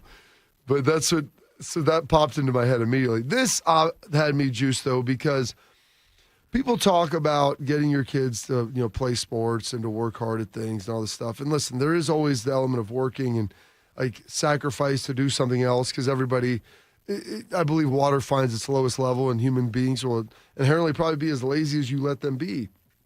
But Wayne Gretzky had an unbelievable, he was on Pat McAfee's show and was talking about this, and his desire to work and all of the things that went into his development in hockey. People come up to me and they'll say, will you tell my son how many hours a day you used to practice at 9 and 10, 11? And I would say, listen, I didn't practice. That's what I loved doing. I'd skate for 8 hours because I loved it. Bobby Orr, same thing. Gordie Howe, same thing. We didn't think we were practicing. If you think that at the age of 10, you're going to have a long, miserable run of it. Just go enjoy the sport. And the more you enjoy it, the more you want to get better, and the more you're going to want to love it. And that's the way I look at it. Yeah, because if you're considering it practice, it's almost like it's work. And if you're viewing it as work already as a child, as opposed to just something you want to spend your time doing, probably not going to sign up for it for the long haul that you're going to need. Mark Messier had one of the great quotes years ago. Somebody asked him, is there anything about hockey that you don't like? And he thought about it for a second. He goes, there's not one thing I don't like about it. I love being with the guys. I love being on the bus with the guys. I loved hanging out with the guys. I loved going to hard practices. I loved going to great practices. I loved it when we had a tough loss and we were all together. There wasn't one thing that we didn't love about it, and that makes it special. And that is the essence of sports. And I tell people, if you don't love it, you'll learn to hate it. So you've got to love what you do with it if you're going to sacrifice and give that much up. And so it's not really work then. And that's got me juiced in a big way. And the fact that I got to spend some time at the pool as well. So very, very excited about that. Off. What's got you juiced? Or actually, Shark. Hey. Sorry. I know, it's your first time doing the show. We usually go Schlegs next on Wednesdays, and then we do Shark, and then we come back to me, Bobby. Sorry, I had a lot I'll to put it on the drink sheet. last night. Dadgummit, you guys know Wendy's got Frosties for $1? I used to pound Frosties. Right now, if you gave me a Frosty, I would pound that thing. I would eat the crap out of that deal. But I haven't had a Frosty in a hot minute. Eat the crap out of that deal. Dadgummit.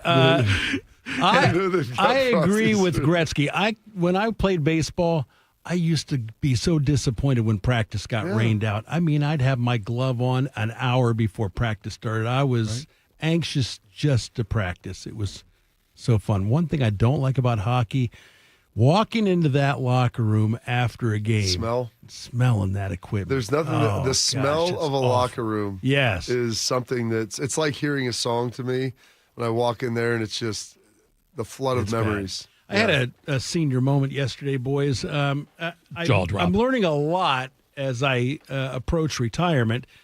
You know, Medicare, you don't get vision coverage or dental coverage. So who needs teeth or eyes? I'm That's what scheduled an eye That's what appointment. the pudding's for, Shark.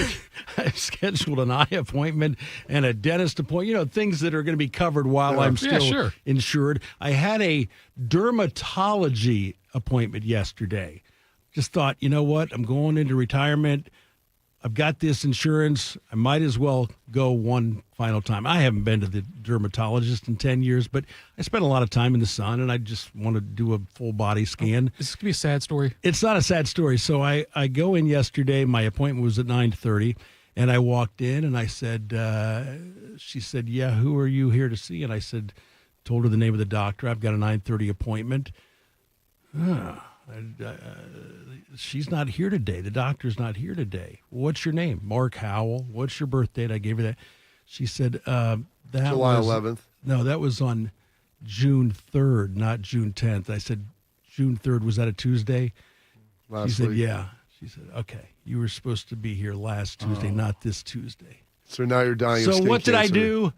I threw my wife under the bus because I felt like a fool. I said, you know, my wife, all she told me was, you've got a dermatology appointment on Tuesday.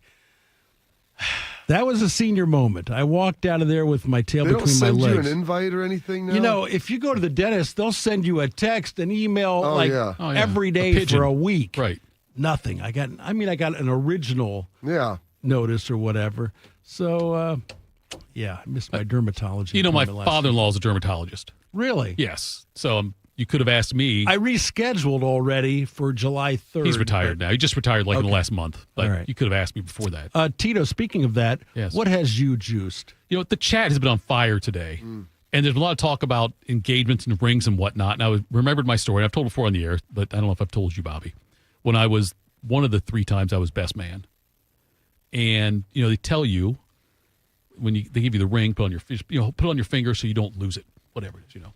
And so you can put the wedding ring on your finger? I put it like somewhere, like on a smaller. Dude, I can't get my wife's wedding ring over There my was something. Or maybe it's top on the knuckle top. on my Maybe it's maybe it's top knuckle. Something. I can't even get it on the tip that off. This is Can't even that's what. Okay. Anyway, October wedding. Yes. And so football season. That's terrible already.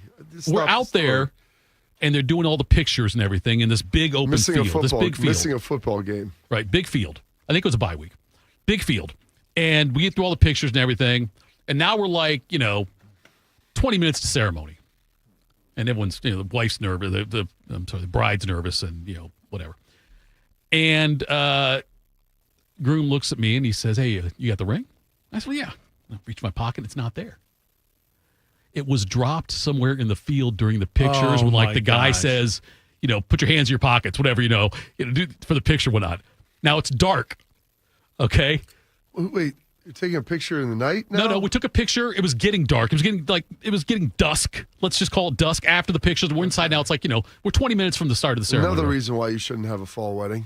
And so we had to go. You talk about how the white face, he was already white, but the whiteness of the groom's face when I told him I don't have it. He said, "No, I joke a little bit." Me. Right. No, seriously, I don't have it. And we had to go out there. Luckily, someone had it, because it was like phones didn't have the bright lights on and stuff like that. This was a long time ago. And so out there with flashlights looking for it. And somehow, and this field is huge. All grass, not trees and stuff, but it's a huge field. And we were walking all over this place and found it about 5 minutes before the ceremony started. Oh, my gosh. You found it yourself. I found it myself, yes. The hero. Needle in the haystack. Right. But so, are they still married? Because that seems like fate. I don't know if they're. I don't talk to anyone, Bobby. I don't know. That's one of the best. Well, I wouldn't talk to you either after that scenario. He was sitting there telling me, how am I going to tell my wife, the bride, how am I going to tell her I don't have the ring? Yeah. And he said, you know why? Because I would point to you and throw this buffoon over here lost it. So you're like, I don't know how I'm going to tell her this, because you got to tell her before. You can't spring it on her when it comes out there. You've got to somehow let her know ahead of time, hey, just so you know, there's no ring. Zoo reviews. Now I'm understanding why these people don't talk to Tito anymore. That's fine. I'll accept it. Look, I am not this wonderful person. Breaking news on that one. You never claimed that you were. That's what I'm saying. That's why people don't talk. It's fine. Did you crumble that up? Good for you. That's a good way to end the show. Thank you to all the chatters. Thank you to Austin. Thank you to John Gerber. Sharp, we only got a few more of these left with you, so I always appreciate our time with you. We're back tomorrow. Morning Juice. The impact of a meal goes well beyond feeding our bodies, because when people don't have to worry about where their next meal is coming from, they can truly thrive, like Marta. And now we'll hear from our class valedictorian, who with our hard work never ceases to amaze us. Please welcome Marta Moreno.